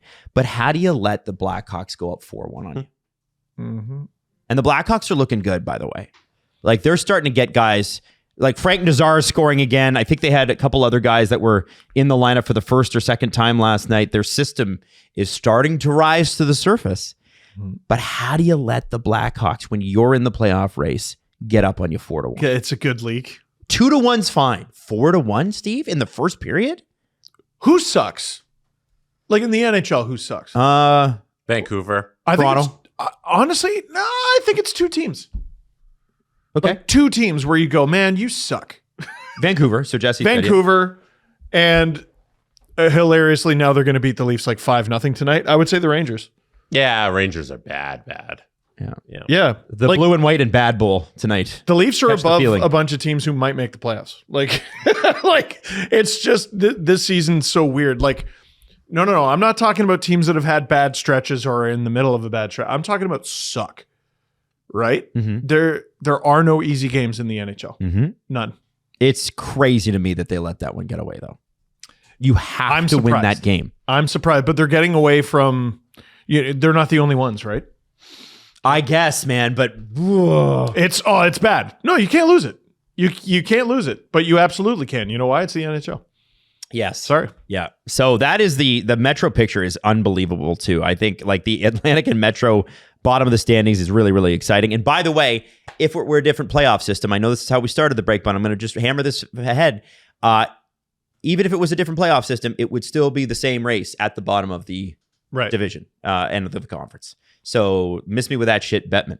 Now, let's move over to the Western Conference where Bobby McMann keeps scoring. Man. And people, I had somebody on the stream last night, guys, go, well, guys, I think you're overrating Berube's faults here. Like this, they did not give Berube the right tools on this team and they were fundamentally flawed. Okay, that's true. But why is Bobby McMann absolutely lighting it the fuck up now? I think it's very interesting that a lot of the guys the Leafs have lost in recent memory have been scooped up by their former coaches. Right? And interesting. McMann, by the way, 7 points, 5 goals in 6 games since joining the Kraken. Frig off. He is a streaky scorer. He's a very streaky scorer. Over the course of a season, you look at his numbers, you go, oh, it's why doesn't he get a little bit more respect? Well, because he'll score like 5 goals in 5 games and then go like 20 without a goal. Like that's just sort of how he is. But Lambert in Seattle goes out and gets him. Carberry went out and got Kampf. Carberry went out and got Liljegren. I know there are other examples. I think we talked about I don't remember if there was one with Wah. I can't remember if there's a guy behind the bench of LA. But yeah, this seems to keep happening. Well, Jim Hiller was the coach, I think, when Lawton was traded there, was he not? Yeah, but he wouldn't have had Lawton in Toronto. Oh, right. Okay, fair enough. Yeah. But too far. Lambert's the big one. Now, the Kraken did lose that game. Yes. To the Panthers. And they have not been good. No. So I want to put a pin in that and move to the Nashville Predators, who I believe have won 5 straight and are in the playoffs as of this morning. And it's a comfortable lead because they've got 77 points. The next closest, LA and Seattle, 3 points behind them. So that means you got to win 2 games more than the Predators win the rest of the year just to catch up. And there's just no time. As I told you earlier, if the Leafs were in the West, they'd be 2 points out of the playoffs this morning. Which is nuts. Seattle's actually 5 points back. Oh, are they? Are they? Yeah, LA's 3, Seattle's 5. Yeah. That's a tough one. Seattle in their last 10, 2-7-1. What happened to the Sharks, man? They were in this 5 seconds ago. I know. No, they lost 5 in a row. They lost. They lost a good. heartbreaker last night. That was curtains on their season. Nashville just wiped them. Absolutely wiped them. Did they extend Sherwood? Yeah, 5 years. Oh, okay. Well, then you're fine. I think it can't just be the Ferraro Orlov show. They got to, and Klingberg, I guess, too. They got to fill out that defense a little bit more. They do. And I think they'll do that this offseason. They do. Losing Askarov hurt. Yep. But yeah, you're just so toast. It's a tough fall. Yeah, 5 games. Dude, you win 2 of those games. That's enough to keep you in the hunt. But yeah, no, you're dead. You're dead. Yep. Nashville deserves all the credit in the world for what they're doing right now. They sure do. They're scoring goals. They're getting good goaltending. Like they sold so hard, and they're supposed to be one of the worst teams in the league, and all of a sudden they're in this battle. So, Jesse, I got a question for you. And this is something that was posed last night. I thought it was an interesting one. If you're the general manager of the Nashville Predators, the incoming guy, whoever it is, because they still haven't figured that out yet. Okay, you're taking over for Barry Trotz. Does this performance at the end of the season change the rebuild plans? Because the plan is to rebuild. And I think the Predators that are getting into the playoffs, with all due respect to them, are fodder. You're cannon fodder. You're playing the Avalanche. I think they should win that unless it's a crazy story. But even then, for me, this is how I answered the question. I'm not changing a damn thing because let's not pretend the bottom of the West isn't sleepwalking to the playoffs. But I'm curious if that even matters. Because maybe that's just what it is right now, and it's probably not going to change. And if you can just be 5% better than that mid, you're in the playoffs every year.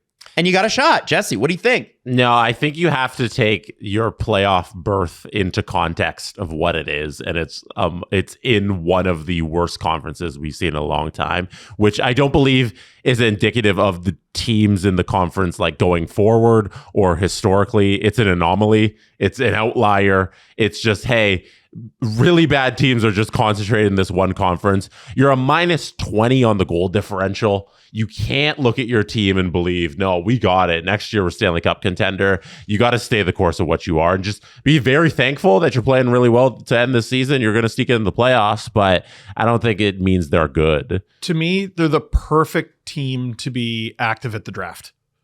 Like, you have all these guys who, like, a few months ago, we were like, man, are you going to have to, like, attach a pick to these guys? Are you going to have to retain? You know, with the seasons they've had and, you know, potentially playoff performances, like, you're going to be able to move Stamkos. Marchessault, that's interesting. The crazy one that I don't know if anyone wants to explore is Yossi. And O'Reilly has no trade protection, except he has trade protection. It's really stupid. Yossi is 36, though. Yeah, do man. any of those guys want to move? Like Probably not. Stamkos, Forsberg, Marchessault, Yossi, they all have no trade clauses. Yeah. And Stamkos did say, I don't want to waive. Yeah. He can change his opinion. You can. He can change his and sorry, what I mean by that, the reason I brought up the draft specifically is that's a good environment for like a hockey trade, not necessarily a buy or a sell. Like, I don't think they should be selling guys to get bad and like go for high picks or anything like that, you know, especially if you're going to make the playoffs. But Like, do these guys fit your window? Also, what the hell is your window?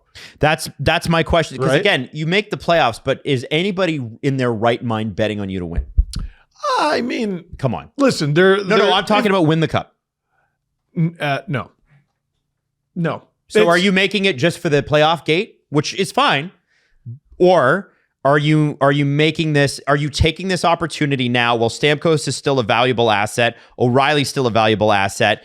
Yossi's still a valuable asset. I'm sure Brady Shea could be a valuable asset. I'm not saying you trade all of them, but a couple of them, Marsh or so, I think they'd probably like to move on from, and I think he probably wants the same. You could get some pretty good pieces for that. To me, it's Marchessault, Stamkos. Yeah? Like, and the rest of them, like maybe Yossi's just a lifelong pred, and that's okay. You never know. Maybe they make fools out of all of us. It's not it's like Colorado's been screwing up. Yeah, they have. They just killed Pittsburgh. I know. But yeah, for sure. Also, they have the better Schaefer, Reed Schaefer, Indeed. the greatest Schaefer. I've always said this. Jesse, who would you move if you're going to put the screws to somebody on that no movement clause, because that's just a no movement clause team? Who's it going to be? Alan Walsh, client Zach Loreau. He just re-signed. Oh, yeah. Okay. Sorry. Go ahead. I think I'd be the outlier in that I wouldn't move a whole bunch here. Okay. I think you have the opportunity here to not move off of your vets really and just kind of build and consistently. And I think those guys want to stick around. And if they don't mind playing through a little bit of losing next season, I don't know if trading these assets right now would be the best move for Nashville. I think they've shown something here in this last little bit that there are pieces there on this team. Eric Holla, you're not bringing back, right? He's going to be a UFA at the end of the season. It's probably, unless you're bringing back on something cheap, who knows? But I don't know. There's pieces on Nashville that I'm like, there's a decent team there. Maybe the correct answer is you don't have to do anything. That's what I look at the roster and exactly what I think. You just wait. Yeah. You kind of wait and see. I'm not in a rush. If you stay good, great. If you get bad again, I'm sure guys will be open to moving. You sell them for extortionary prices at the deadline. This question feels like a question for next trade deadline. Right. Not this off. Like, where are they at? All these guys we're talking about are under contract through next trade deadline. If you want to move them, you have the time. And if you have time, use it. There's no reason you have to move Stamkos this offseason when you can trade him in 2027 at that trade deadline if you are bad. If you go to next season, you get to that point and you're good. Oh my goodness. Well, what? Nashville's back.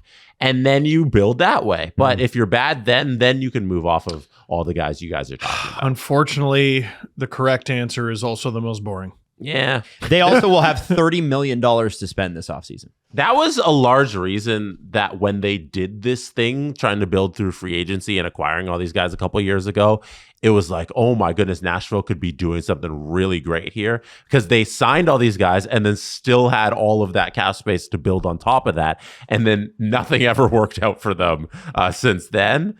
But you're still in that position. So the good things we said about them a couple years ago still kind of hold true now. So it's still a really wait and see for this Predators team. The other thing that they have is draft picks. They've got their first for the next 3 years. They have 2 seconds this year, 2 thirds, 2 fourths, and 3 fifths.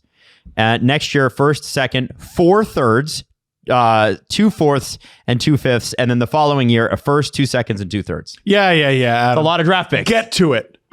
Let's have the conversation. Is Barry Trotz good? I think it's time to move on from him. No. But a good general manager could do a lot with this team. You need centerman. Yeah. I think if Barry Trotz wasn't there and there was a more competent general manager, the team's probably better right now.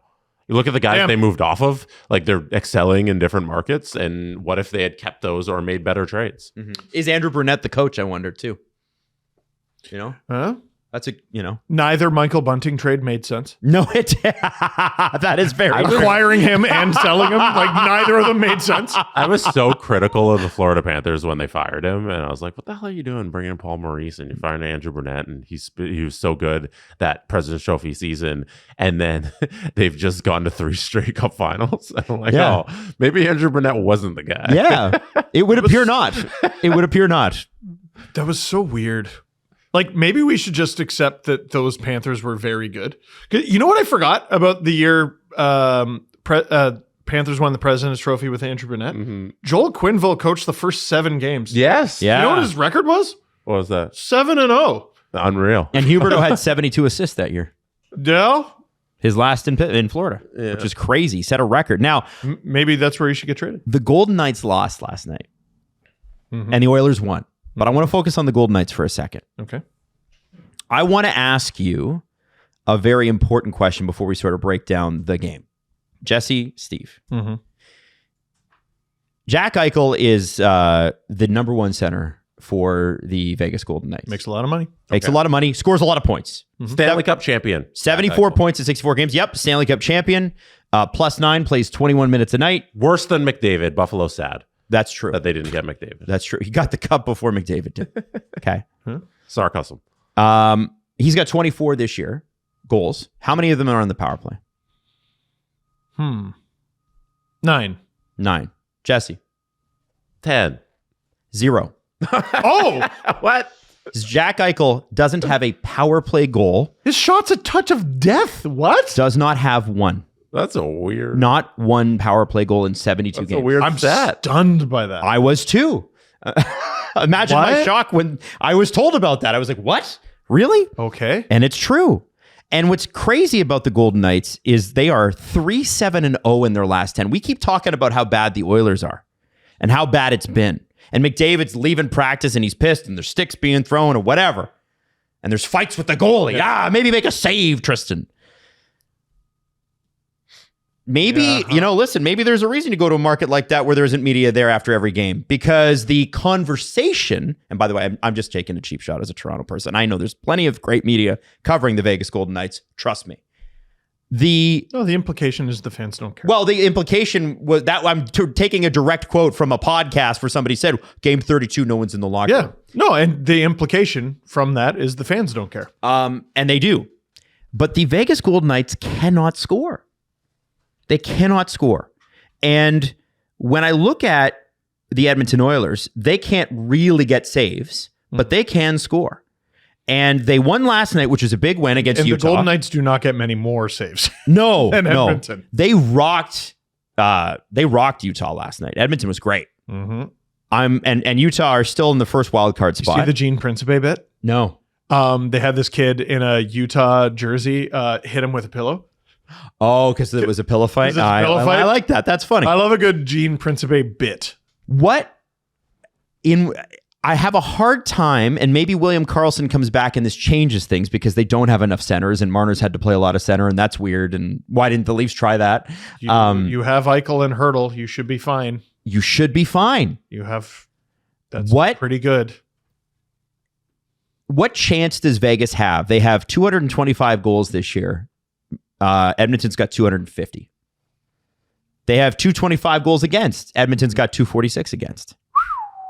What kind of series is that? Because it sure looks like that's what's going to happen. It's got to be pond hockey, right? It's got to be. But Vegas maybe for Edmonton, but Vegas are not fast like Edmonton. Edmonton's quick. Well, sorry. What I mean by that, okay, maybe not pond hockey. Maybe shinny. Okay. Just sticking like puck. old guy shinny? Just no defense whatsoever. Like, it just feels like both of them are sleeping giants that we're all waiting to lock in. Right? And they can. We've seen them do it year after year. The difference is there's more proof of concept with the Oilers in recent memory that they can do that they can lock in and completely kick your ass. Vegas has played a ton of really tight games this season, ton of games with comebacks, but comebacks are fun. Mm-hmm. They're great. They're useful. Mm-hmm. They're not something you want to have to do. They're both honestly teams that do it. Yep. The great thing about an Edmonton Vegas series is for both teams all season long, their games were never done. Vegas games are never done. Oilers games are never done. Oilers are down 3 goals. Yep. 5 minutes left in the game. You turning that game off? No. Hell no. You can't. Hell no. You can't. Same deal with Vegas because they've been doing it all year. That's a great series. I think, the quality of hockey, I'm not watching to see how beautiful your back check is. Score some goals, do some interesting things. The Pacific might give birth to the best series of the first round.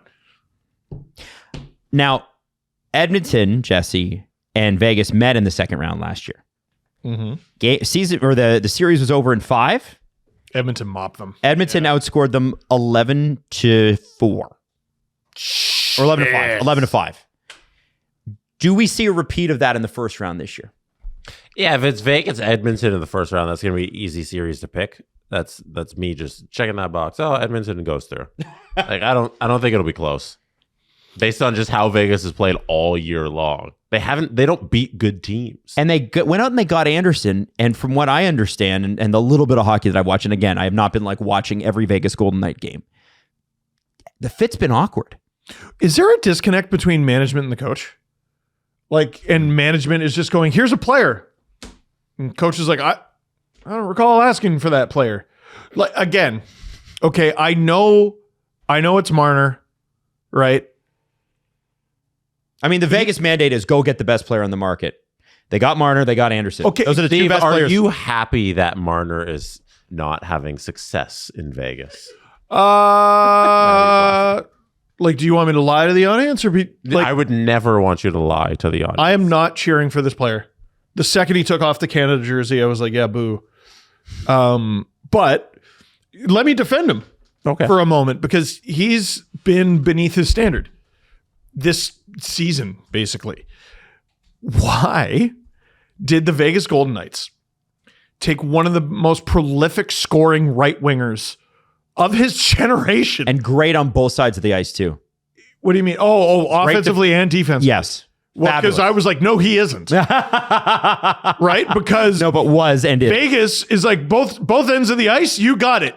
Mitch, you play left wing. I don't think he played left wing a day in his life in Toronto.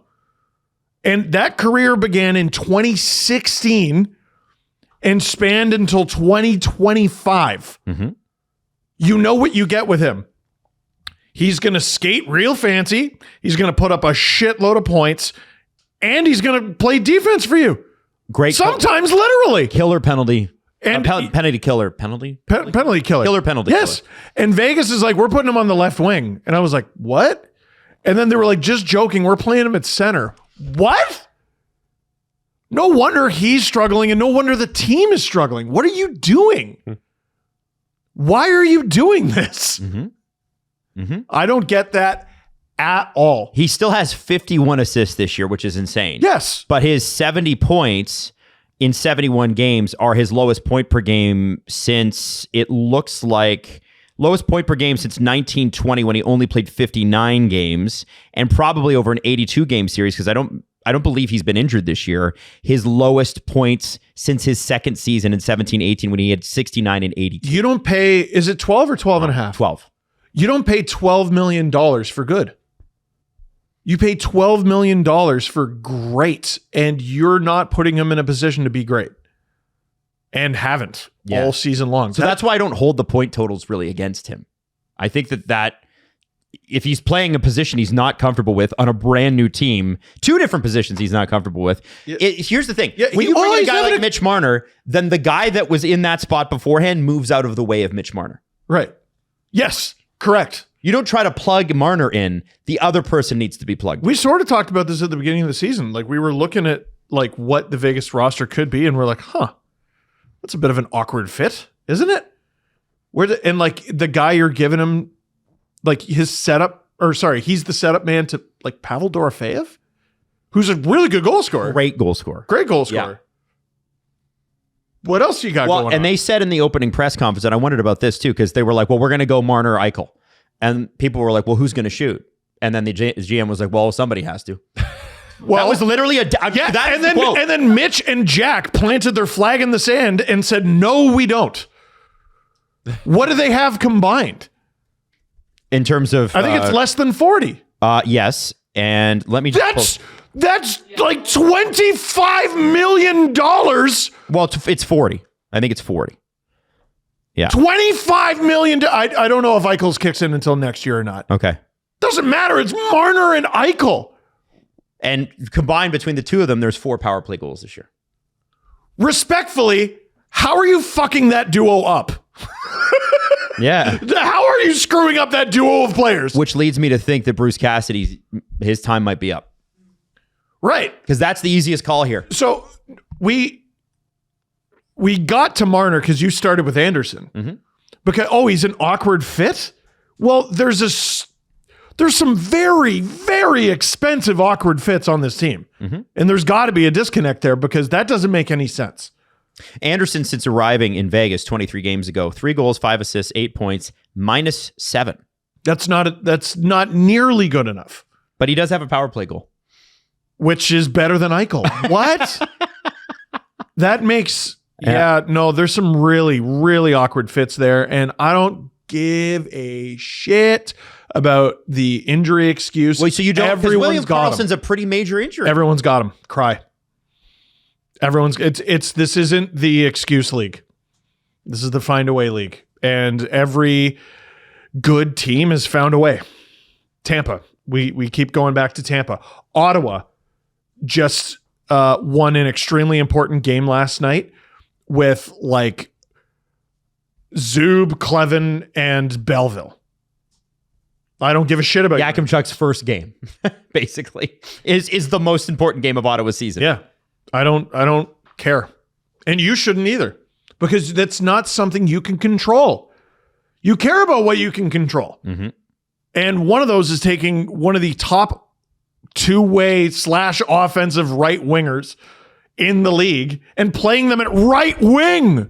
And right now he's playing center between Riley Smith and Dorofeyev. What the fuck are you doing? Because I think Marner Dorofeyev makes a ton of sense. Riley Smith, like, he's there because he's Riley Smith. And is Eichel hurt? No, Eichel's playing, man. Is Hurdle hurt? Hurdle, I think, is. Remember, when he was traded from San Jose, he went to Hasso-Plattner. Remember that Hasso-Plattner interview? Hasso-Plattner is the owner of the Sharks. Yeah. He did an interview with, I think it was Shen Ping from San Jose Hockey Now. And he said, Hurdle went to them and said, guys, listen, can you trade me? Because I got this knee injury. And if I get hurt one more time, I'm probably done and I want to go after a cup. Like that is an interview that took place this year. So we know Hurdle's got something. I'm sure everybody does. Hurdle's got something that could end his career at any time. Okay, but like I'm looking at the roster you just had up, and he's still lined up at center. Yes, he is. Yeah. And he's got 54 in 72 points. Who are you making better by putting Marner at center? What about your roster are you improving? I think you're trying, I don't know, Jess, if you want to weigh in here. I think you're trying to spread the wealth, but putting Hurdle between Keegan Colasar You're spreading and Brett the poverty. Howden. Yeah, Keegan Colasar and Brett Howden. I'm like, that's not a great fit. Dude, you're spreading the poverty. Marner's best chance to fix what ails you is by playing him in his proper position. But that's Dorofeyev. He can play both sides, Dorofeyev. Okay, great. So do that. Okay. Jesse, is that what you do? I think you need a new coach in there for a new vision on how to organize this team. I think all season long, they've proven that they don't know how to mesh this new forward group together, and the results show it. So I would like to see somebody in there with some fresh ideas on how to organize. Like Berube, his best season was under Berube, and Berube's going to be available. I'm not even kidding. You think I'm kidding? That's honestly, Berube is kind of that's an interesting match for Vegas. A little bit, play a heavier style, but like we've talked about, like let's look at Minnesota for a minute, who we've looked at as a cup contender all year, but they're a little soft up the middle. Even when they're healthy, they're a little soft up the middle. They have never once been like, all right, Kirill, you're a center now. And like, I think that's a good example because it's like, all right, here's this elite winger who is in charge of our offense. We're thin up the middle. Okay, so now you're a center. Let's play Line. They didn't do that because that's not what he is. Let's play Line at center in Columbus. Let's play. Yeah, and how did that go? No, that's different because it's Line, but It did go terribly. He's not even a good winger. No. I don't know why you put him in the middle. But like listen, I can't hide it. Like everyone's been like, oh, the fucking Leafs all year. You need Marner.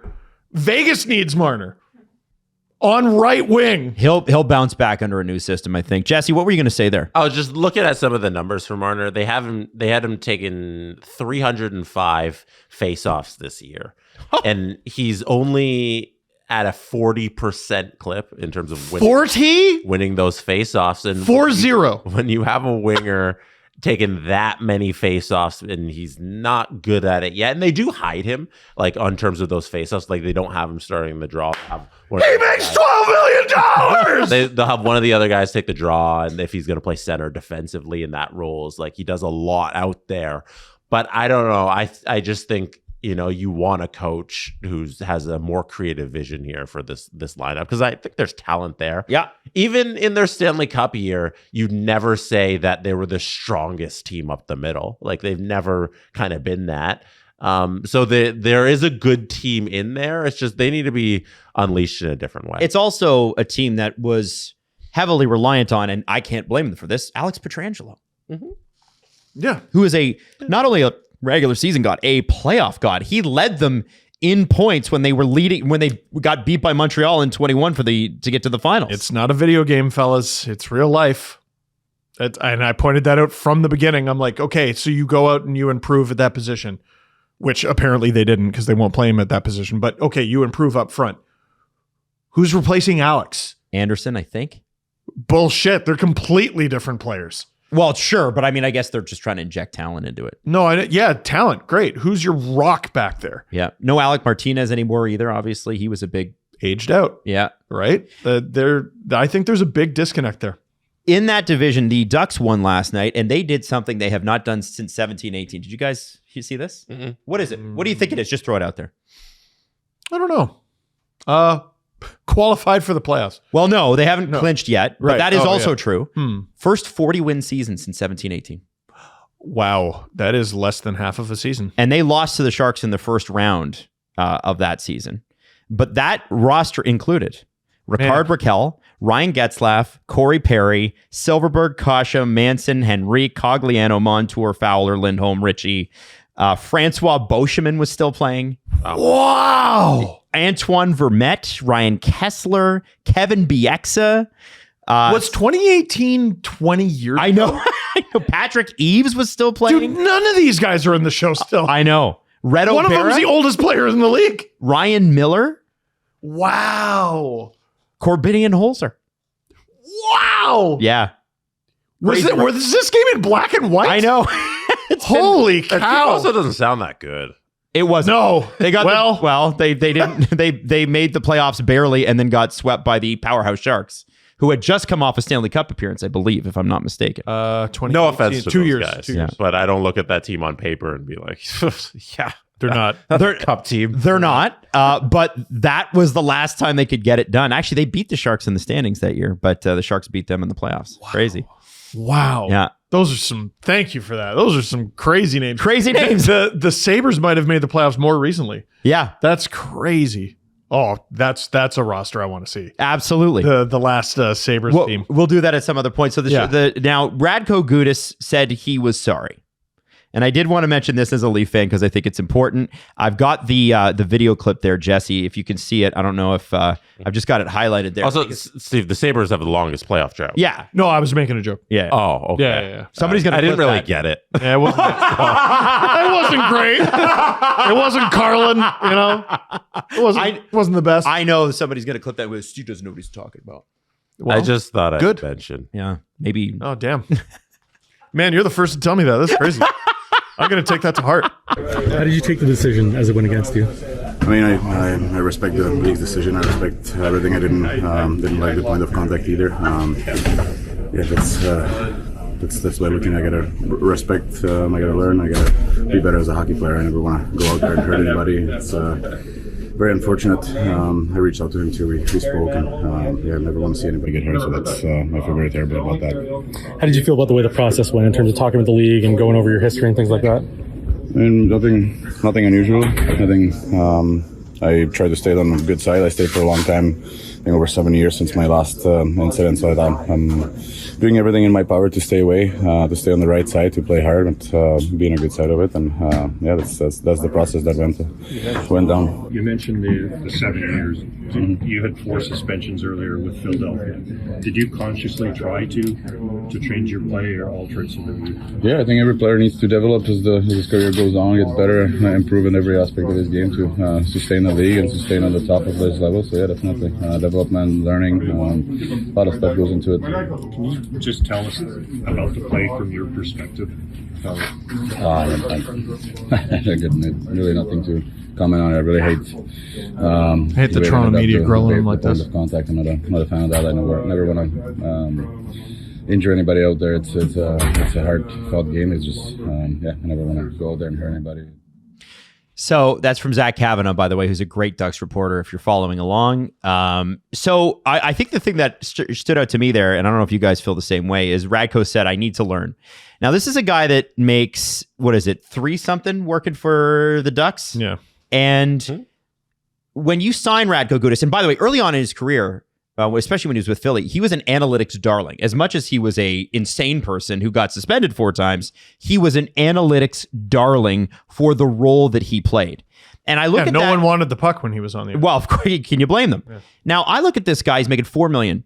His contract is up at the end of this season. And if you ask Ducks fans, they're like, hey, man, when that happened, they were all like, hey, we want him gone too. Because I think that his play has slipped to a point where $4 million's too much for what he is. I don't think he had a step to sacrifice. He's 35 years old, still probably has a role in the NHL next year, maybe even with the Ducks.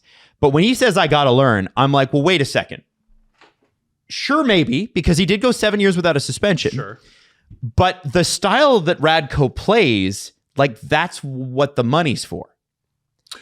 It's not the knee injuries, but he is a psychopath. That's sort of what Zadorov said earlier in his quotes about the Tavares hit. Like, yeah, it's a bad hit, but like he can't be worried about making that bad hit because that is why you employ him. Totally. Is to be that physical imposing force. So did Radko Gudas not previously know not to knee people?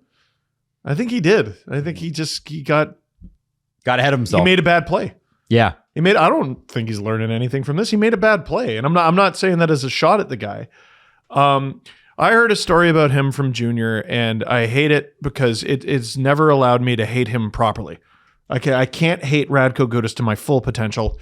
And, you see interviews like that. Like, that's not a terrible person. No. But he's what you need to be in the NHL, which is you become a terrible person the moment you put skates on. And everybody talks about what a great person he is. Apparently, he's even founded a school back home. Like, this is not... Do we get to hear this story from Junior? Oh, yeah. No, it's not mine to tell. Oh! Why did you bring it up? Well, I was hoping you wouldn't ask any follow-up questions. This is how I know you don't have a future as a hockey reporter. You ask follow-up questions, and you're not supposed to do that. I'm too hard on these players. Toronto media. Yeah. You know what? You're all right. Yeah. You're all correct about the Toronto media. I thought it was a lead into it. Yeah. No, where's the story? It's not, and then Adam started talking. I was like, oh, we got to get back to that You're story. right. And we're not getting it. It's not mine to tell. I know people hate when you do that, and I'm sorry. Hilarious, by the way. Yeah. Hilarious what you just did there. Sorry. I didn't. My Achilles heel. Follow-up questions. John Carlson, recent acquisition, had 3 assists last night. They also repainted his helmet. They don't make his helmet anymore, so the Ducks had to take it completely repainted, post a video about it. I thought it was cool. Diva. No, But I'm kidding. I love that. Carlson, Trouba, Gudas, all UFAs this summer. Now, I'm sure they traded for Carlson because they'd like to keep him around a couple more. He's still got, I think he's got 40 or 50 points this year. He's got 50 points exactly. Trouba, I'm sure they'd like to keep around too, because Trouba was a big part of getting Kreider there and going, yeah, okay, fine, come on over.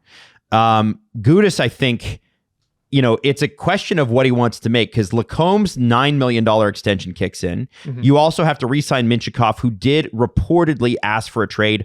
Olin Zellweger, I think they want to continue to grow. That's a deep core, man. Yeah. And Drew Hellison is also there too and has taken some steps. It's a very interesting group going forward. I'm curious about that. Gudas, I'm not sure about just because of the age thing, but you could justify bringing all three back, I think. And the reason I say that is because of their age. Who out of them, even with the cap going up, can ask for a raise? Gudas can't. I don't think Trouba can. I don't think Trouba can. He already Carlson's 36. too much. 37? And like, what's he make? 8. Man, I don't know if any of them get a raise. Carlson might stay flat. Trouba, I think the conversation starts at, hey, can I stay flat? No. And then there's Gudas, who maybe you just, I don't know. You say, if you want to stick around, we got to play you bottom pairing minutes because you got to get, like, even keeping John Carlson's a bit of a strange fit unless. Bottom pairing minutes, and here's $2 million. Yeah. Yeah. Because, like, you need to get some of these guys some ice time. Like, part of the reason Minchikov apparently asked for the trade now, again, you can always rescind those things or teams can just go, yeah, that's nice, but we're not trading I'm not you. Doing that. They need to get him more ice time. Yep. Which is why maybe you don't bring all three back, but I'm pointing this out because I think they're in a good spot, right? They have options there, which means they have leverage there, which is just good across the board. I think if you're the San Jose Sharks, you're looking at least one of those three of those guys and going, hey, do you want to stay on this coast? Oh, 1,000,000%. We got ice time and we got roles for you. Yep, 100%. You gotta kind of bring that over. It's going to be a fascinating offseason for the Anaheim Ducks. And I guess, Jesse, do you have anything else you want to add on the Gudas stuff? What did you think of the comments? What do you think of the Ducks? We're running out of time. We're out of time. Oh, there's so many things that I wish we could have got to. Yeah, we're 2 hours. Okay, so we had the PLD, no supplemental discipline on that Robert Thomas thing. Are you serious? Yeah, UFC takedown? Yeah. That's one of the stupidest, most dangerous plays I've seen this season, and he's getting nothing for it. Yeah. And a couple of things that you should look up since we didn't get to them because there was so much other stuff. The Saber and Foligno fight for the Lightning Wild game last night was just a crazy fight. 2 former Leaf teammates. And Panarin, his shootout goal where he waits and then sort of flips it over. His illegal shootout goal where he went backwards. You think it's he went backwards. Like, I don't know why the refs didn't just blow it dead or say no goal. He's not wrong. Yeah, it was illegal. Right. You can't go backwards in the shootout. I'd have to see the side angle. Hey, Jesse. Because it does look like he goes back. Have you considered it was sick, though? No, that's a good reason to allow an illegal play. Yeah, but Your Honor. Ask Tim Stützle about doing cool shit and it being called back. Okay. Your Honor, have you considered Panarin's chill like that? Yeah. Stupid Panarin here going backwards. All right, show us the screen grab.